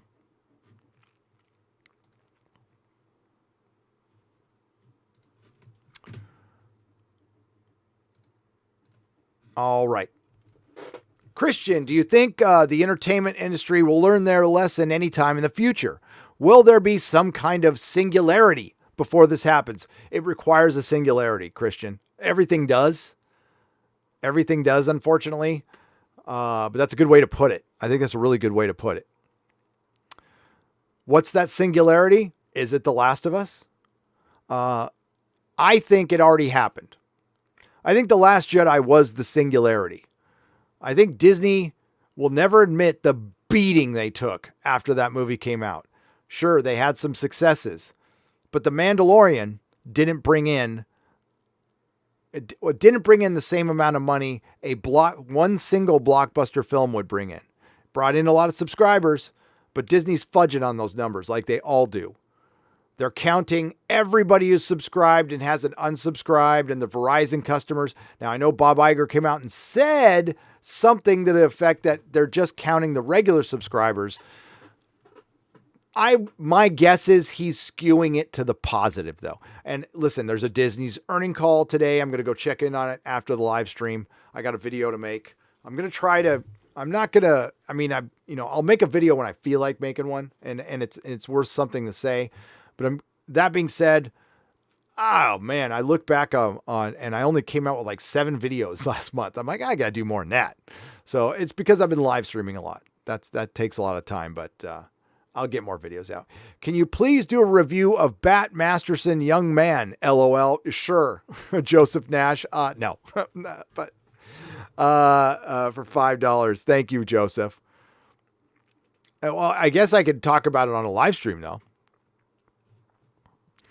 Andrew Cole for $1.99. Gary, did you get my email about Beyond Tomorrow? I haven't seen it yet, but I will check after the show. Sorry, Andrew, but I'll respond to you when I see it. Okay. Thank you for reminding me. I appreciate it. I don't see them all. Siberius for $5. PSA, Dave Filoni is a hack who steals other people's stories and tries to pass them off as his own. There's a lot of people who don't like Dave. Ryan does not like Dave. Lethal Lightning does not like Dave. By the way, hail Lethal Lightning.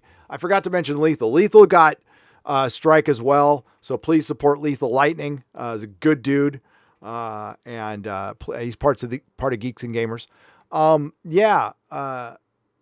I didn't like Rebels very much. I'll just say that.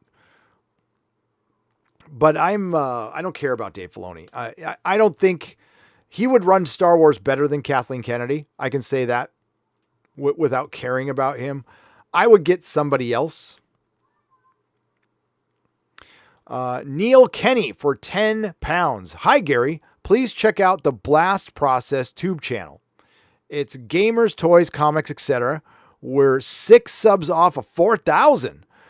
We even go UK Toy. We go to UK Toy Fair and also to Big Chief's. I love Big Chief, and have looked at the new 3rd and 4th Doctors.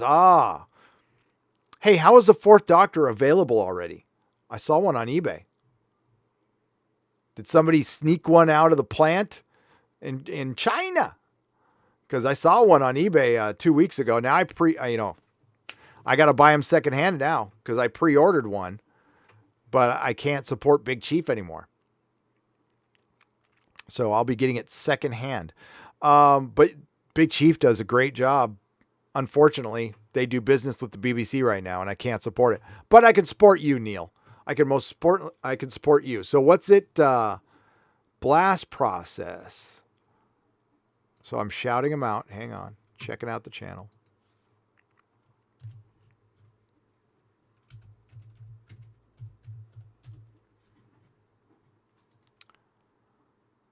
And you're almost at 4,000, you said? Oh, you're super. Okay. Yeah, go. There we go. No. There we go. We got the Blast Process. They are like a hair away from 4,000 subs. So if somebody would be kind enough to give them a sub, why not? Look at that. Almost at 4,000. Congratulations, by the way. Well done.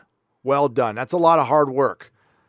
That is a lot of hard work. It wasn't that long ago. I was at 4,000 just a year and a half ago. Believe it or not, a year and a half ago, I was at 4,000. So good luck to you guys. Brian Snell I just lost you, Brian. Hang on.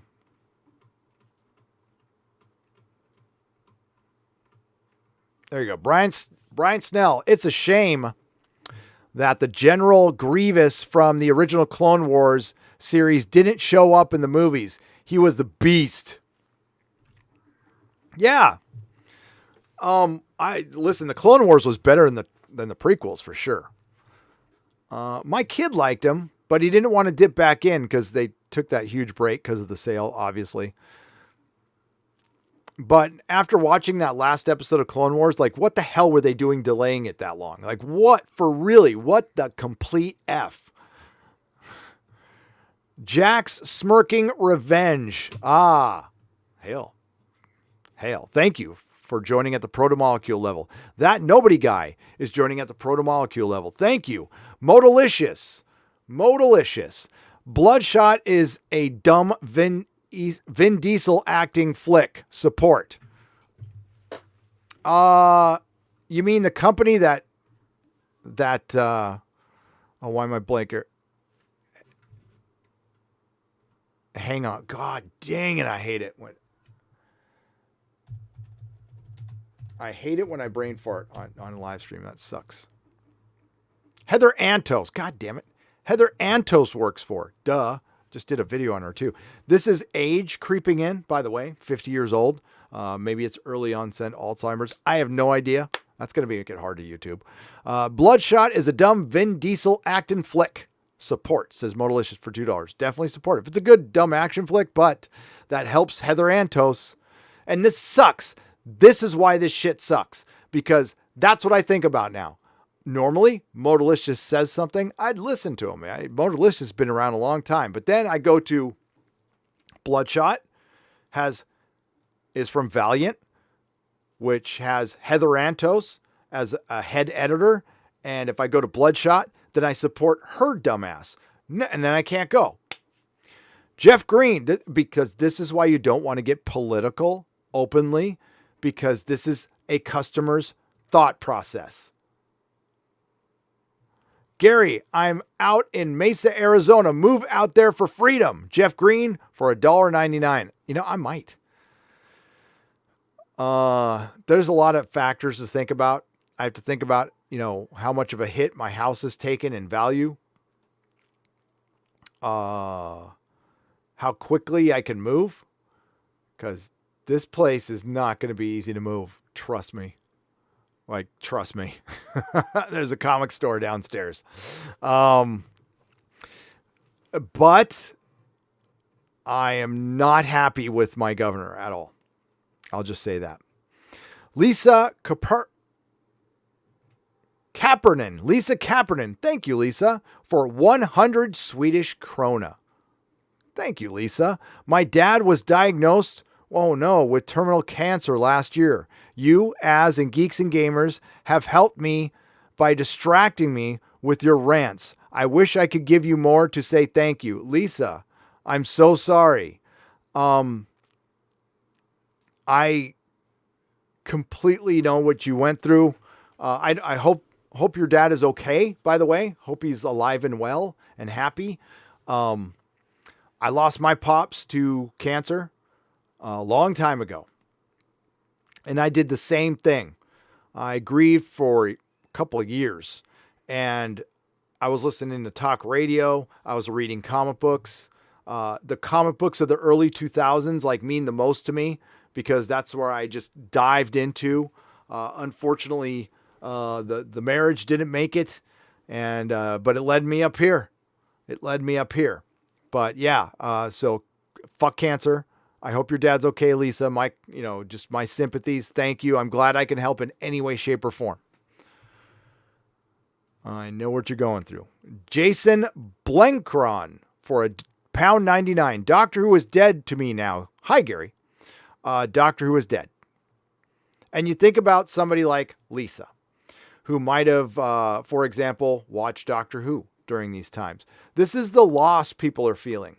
So when people try to minimize how much you care about something, tell them to get bent. Tell them they're a tosser for the UK. You're a tosser because you don't understand fandom.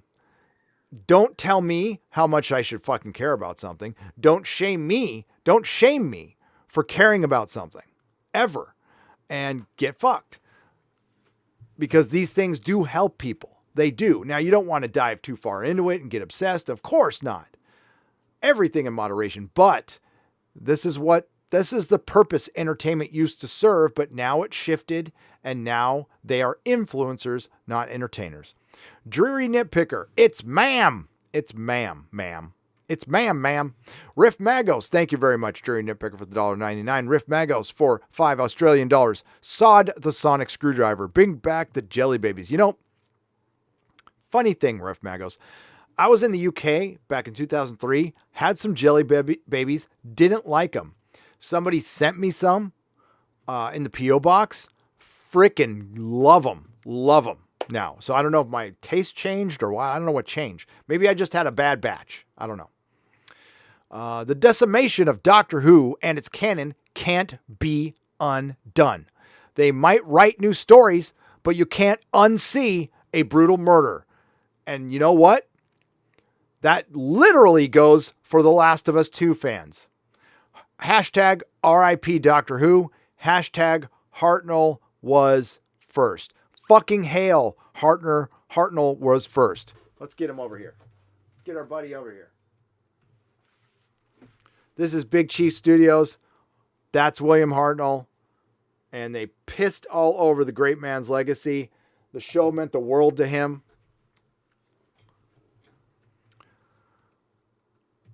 Poor Things is now at the proto-molecule level. Hail! Thank you. Fried's Wide 2019 for £5. Doctor Who, Marvel, Star Wars. Sorry. By the way, that was Sarah B for $10 who said Hartnell was first. I forgot to say her name. Sarah B for $10. My bad. Fried's Wide 2019 for £5. Doctor Who, Marvel, Star Wars. What will they ruin next? They need to leave the woke SJW crap out of our beloved franchises. RIP Doctor Who. Hashtag RIP Doctor Who. It's too late. Stuff like this isn't going to get made pretty soon, folks. It was fine. Actually, Jodie Whittaker's era of Doctor Who was helping the classic shit sell for a while. It really was. It was boosting classic merchandise. Now it's done. We have people selling their entire collections. So I've gotten 5 emails of people telling me they're selling their extensive collections that were much better than mine. Much bigger, better, older, more vintage.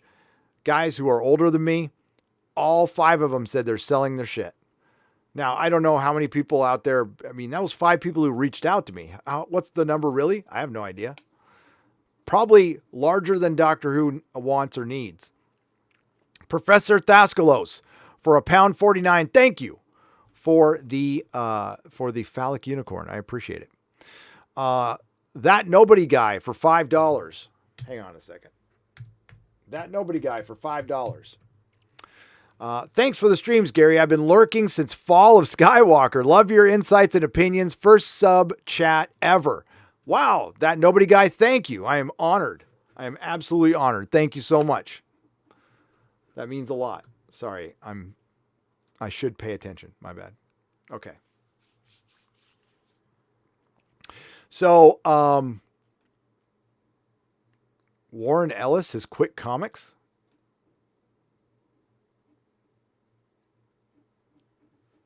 There you go.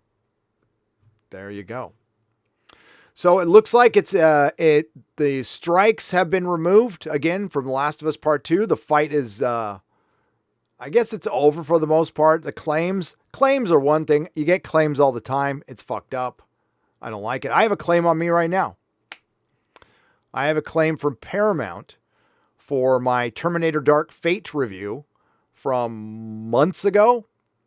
And they claimed 2 seconds out of it. Now, I could delete those 2 seconds, but that would ruin the integrity of the video. So I'm fighting it. So I'm fighting it. Haven't heard back yet, but I have a claim against me. And that's what they normally do. That's what these grifters fucking do, is these third-party companies come in and hit your video that's 2 or 3 months old, but still gets a bunch of traction. That video still gets traction. And also, good news. My Fall of Skywalker review passed 500,000 views yesterday. So thank you. It's my second video. I don't have 1 million. I don't know if I ever will, but that's my second video to pass 1 million views. So thank you. Or 500,000 views, 500,000. Black Tiger 001 for $5 Canadian. I hate my job. I can't truly express how much I loathe it. Wanted to quit, but beer happened. Thanks for helping me get through it. God, I'm sorry, Black Tiger. There's nothing worse than working at a terrible job. What sucks is prior to the beer bug, you had a choice. And I don't know if you do now. Our choices are drying up. And that's getting serious. Kent Barnes for $5. Been a while since I could contribute. Thank you, Kent. I appreciate it. Hope all is well. Hope you got the package with coffee mugs. I did. That should have been posted on Instagram, Kent. Follow me on Instagram, instagram.com/nerdrotic. If you don't see it posted, email me or message Mrs. Nerdrotic. But we post Toxic Mailbag on Instagram. We'll be in the Lord of the Rings army if we have to fight. Thank you. Hopefully it's just us reviewing a show together. That's what I'm looking forward to.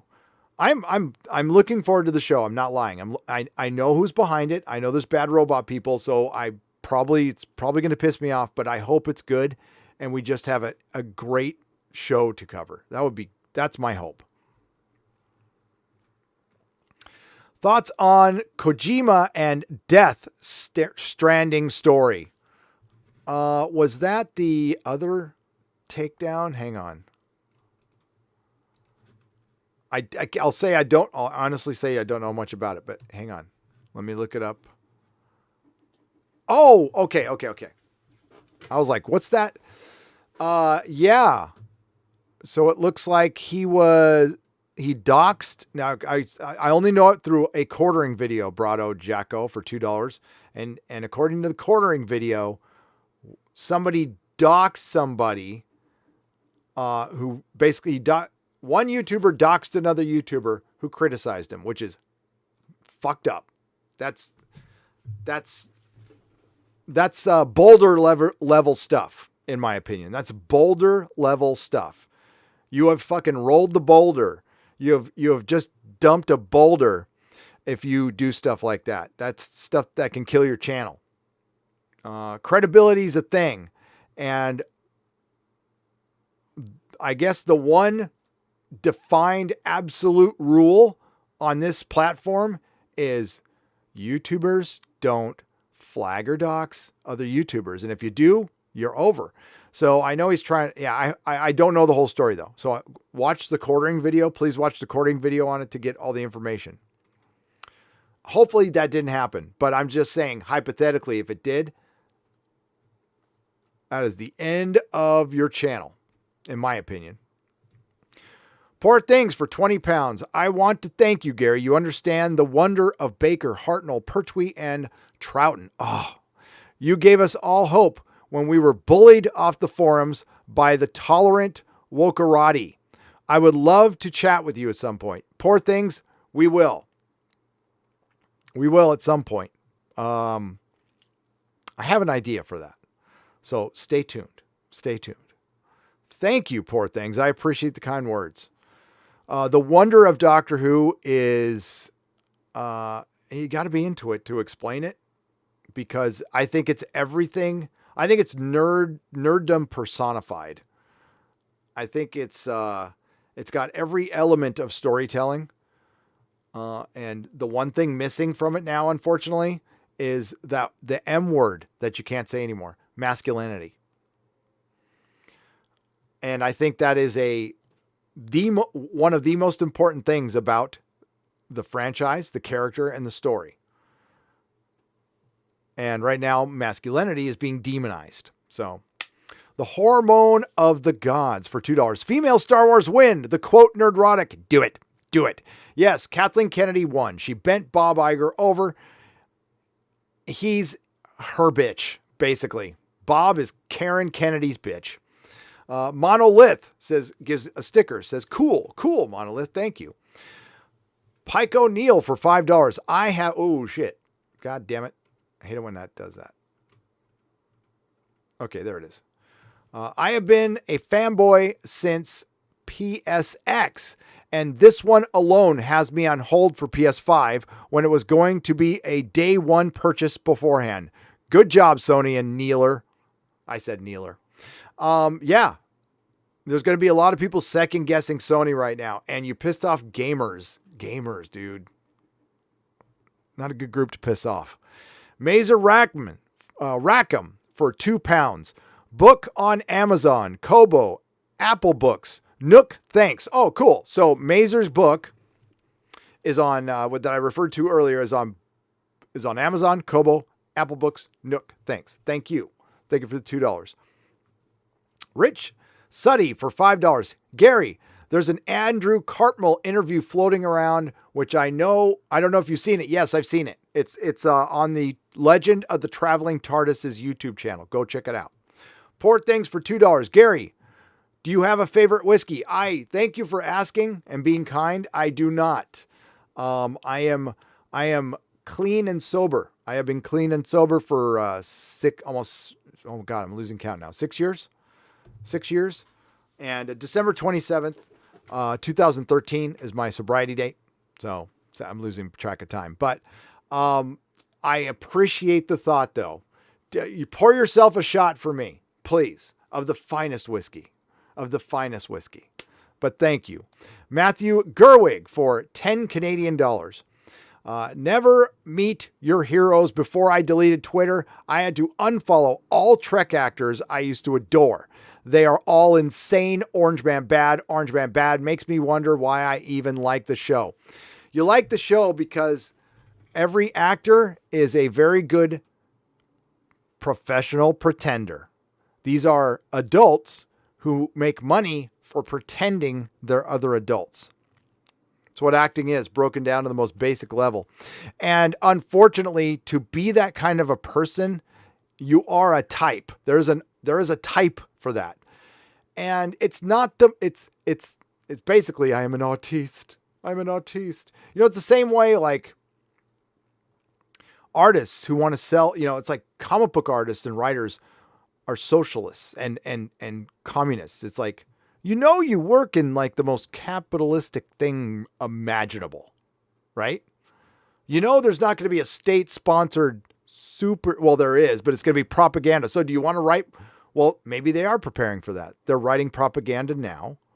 So when it becomes communist, then they'll just go right over into, so maybe I'm wrong. But before that, it got successful because it was capitalism. You might not love it. It's not perfect. It really isn't. Nothing really is. No human is. No system is. But it works for me. The Mirasphere Origins for $2. Hail, Epic Stream. Hope I brought you a bit of joy. You all bring me joy. Doing this is nothing but fun. Zero Duality for $2 Canadian. Einhorn is Finkel. Finkel is Einhorn. Thank you for the $2. Dude, it jumped on me again. John T. Levine for $1.99. You don't have jelly babies in the U.S.? That sucks. Oh, we do. I just, they're not as easy to find. I can't roll into a 7-Eleven and buy a jelly baby. No. You have to go to like a candy store or something like that. They might, and yeah, they're not at Walgreens or anything like that. As a Brit, can I say I'm sorry for your shitty broadcasting corporation? So sorry, Gary, RIP Doctor, for our shitty broadcast corporation. Sanctuary of Geeks for £5. There's no need to apologize. I live in California. I need to apologize for the rest of the world that I live in a state that brings you so much shitty entertainment right now. No, the BBC is a disappointment because it used to be the gold standard. But keep fighting, Brits. We got you. Some of us over here got you. Trust me. Poor Things for £5. Gary, You didn't read my first big post. Plus, I'll go back and check it. I'm sorry. Yeah, sometimes I miss one and I'll run back and check it, but I'm sorry. I have a 1992-93 Doctor Who chess set worth every penny, Curse of Fenric style. That's brilliant. Ooh, I want one of those. I got to look on eBay after that. Okay, so I'm going to go back up. Poor Things. Hang on. I'm going to go check.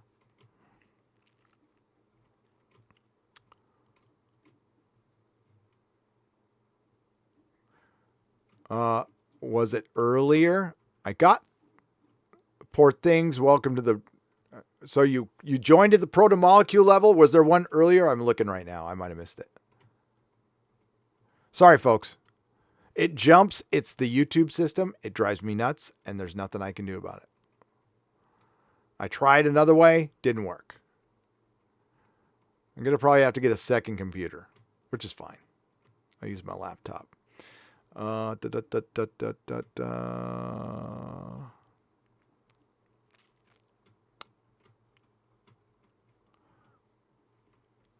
it way earlier, Poor Things? I'm not seeing it. I'm going very slow.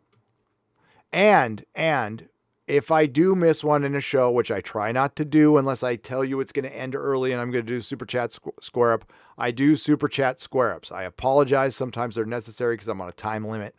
I went all the way up. So I did read one prior to that. I'll read it again, and maybe this was it, and you didn't hear me read it. So it was this one. I want to thank you, Gary. You understand the wonder of Baker, Hartnell, Pertwee, and Troughton. You gave us all hope when we were bullied off forums by the tolerant wokerati. I would love to chat with you at some point. I did read that one, but I'll read it again. And let me know if there's another one there, because I'm not seeing it, Poor Things. So I'll let you know. And if I go and find it later, I'll put it in the Super Chat Square Up. I apologize. Christian Delorme for $5 Canadian. Hey, Gary, forget having truckers watching you for your talent and skills. Thank you for your acknowledgement of us. Oh, wait a second. I read that wrong. Duh. Hey, Gary, forget having truckers watching you for your talent and skills. Thank you for the acknowledging us average stiffs. You're a good man. Cheers.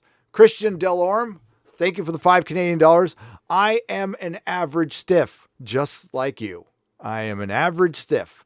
I worked blue-collar jobs. Yes, I worked in Hollywood, and yes, I owned that comic shop, but I also turned wrenches, sold parts, delivered auto parts, flipped burgers. I did all that, vocational skill stuff, did it all.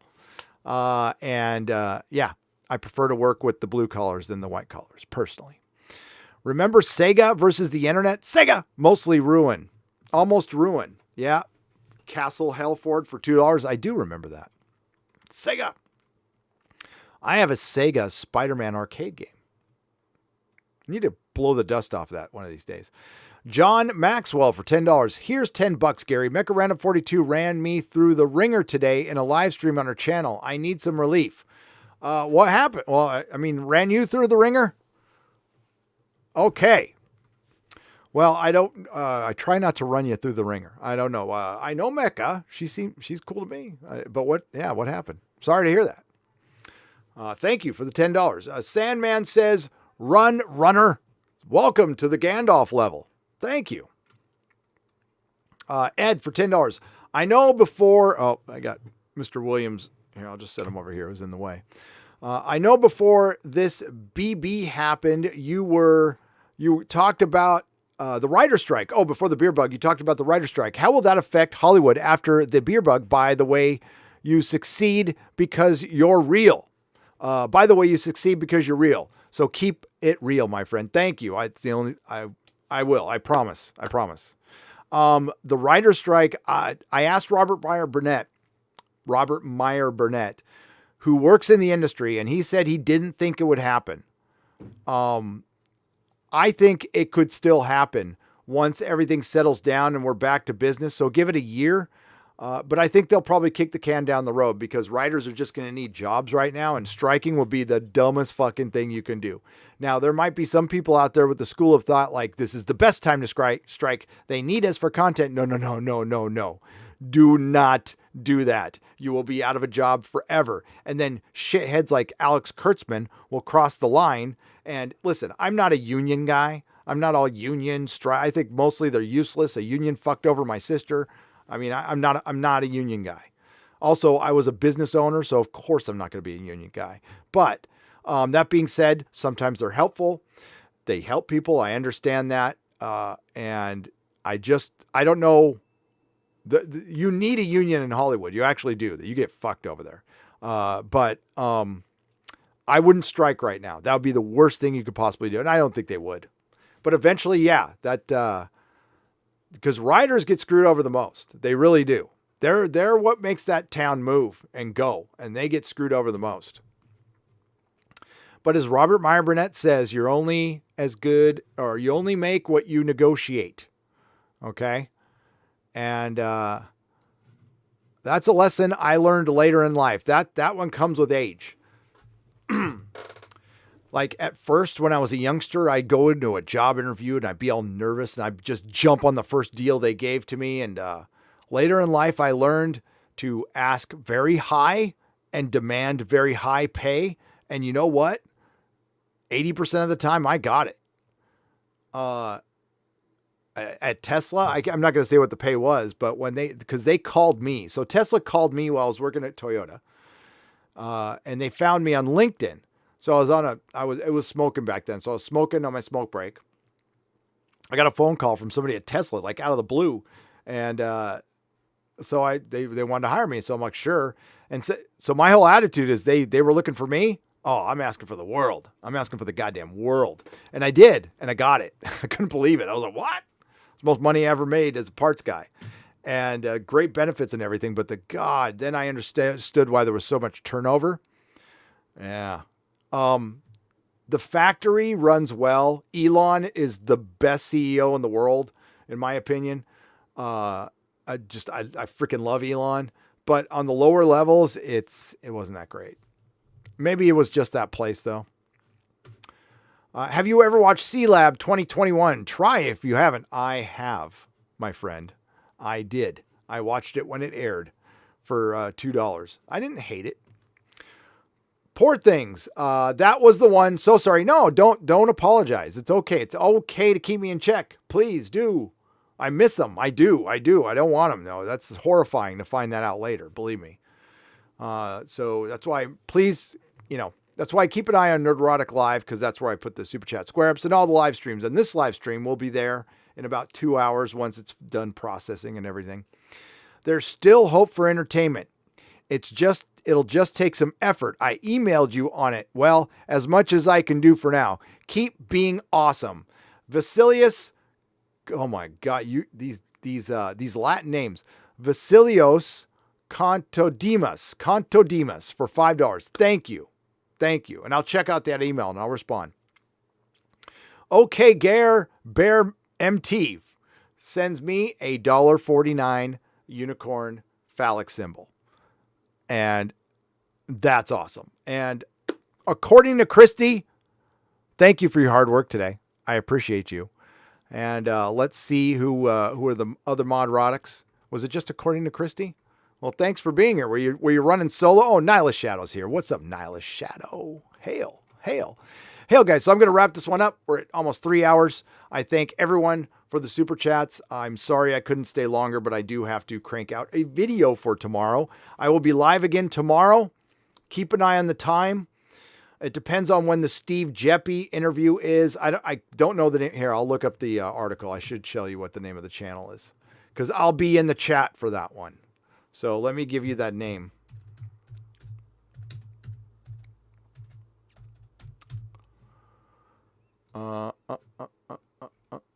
Okay, so here it is. I'm sorry to thrust Bleeding Cool on you. Remember to read Bleeding Fool.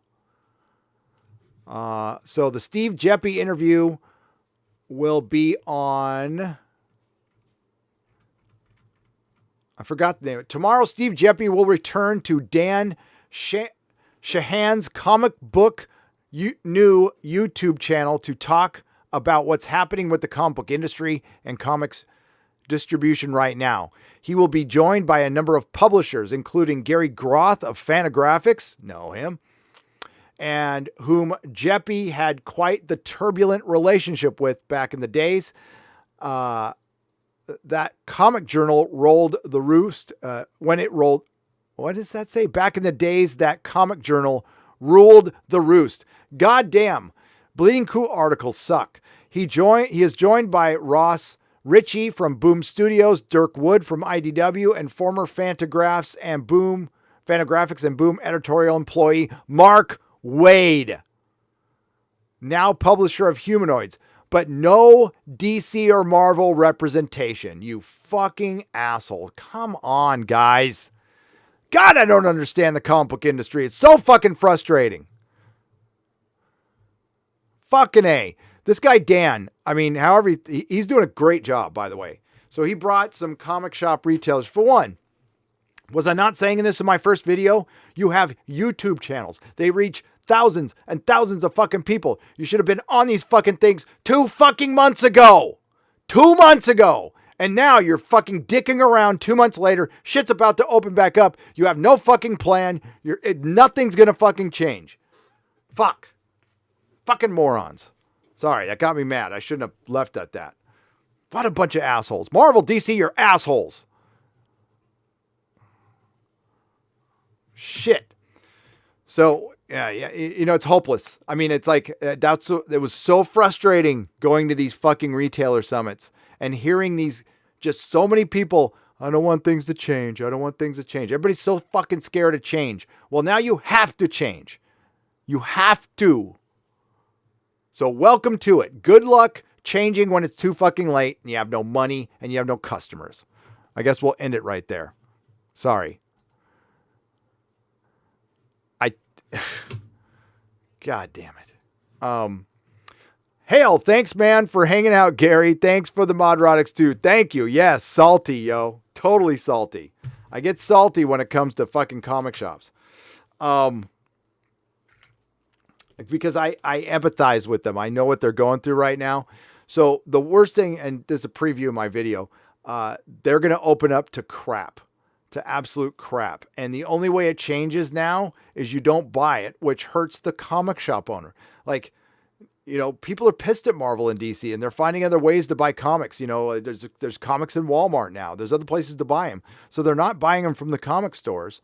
And the comic stores needed to yell as much as I did at Diamond, at Marvel and Disney years ago. Years ago. But for years, the comic shop owners were all, it's fine. And you know, I have a certain amount of sympathy, but there's a certain amount of responsibility that you own to. So there's that. All right. We'll end it there. Thank you, Sardlin TJ. Sorry about the salty ending there. But I'll see you guys next time. Please like, share, and subscribe. This will be on Nerdrotic Live later, so please subscribe there. Hail to the Modrotics. And please support all YouTubers who are getting struck down, like Jeremy, and Ryan, and Lethal Lightning, and everybody else. Just some guy. And again, Nick Ricada will be joining us on Friday Night Tights this Friday, 2 p.m. Pacific time. Read Henry Grew's Disney fiction. The Disneyfication. Okay, so read Henry Grew's The Disneyfication of Children's Culture. May help you understand woke Disney current day. Scary. Ian Slater, I'll take any insight. I think I understand them, but I will take any insight. Thank you, Ian Slater, for the suggestion and for the $5. I appreciate you guys. And yes, I don't know. Let me check and see who's live streaming. Who's live streaming? Okay, so you got a choice here. No, you don't have a choice. I thought, why isn't Doomcock still live streaming? Oh, I'm on a different channel right now. Yeah, so I think Doomcock's still live streaming, and I believe Odin is live streaming. So you could check both of those guys. I love them both. So Odin is live streaming right now. So if you go there, say Nerdrotic sent you. And I believe Doomcock is still live streaming. So tell him I sent you. In the meantime, not all who wander are lost. And may I almost said the old saying. Wow. I almost said the old saying. May the wings of liberty never lose a feather. Ciao, Bella.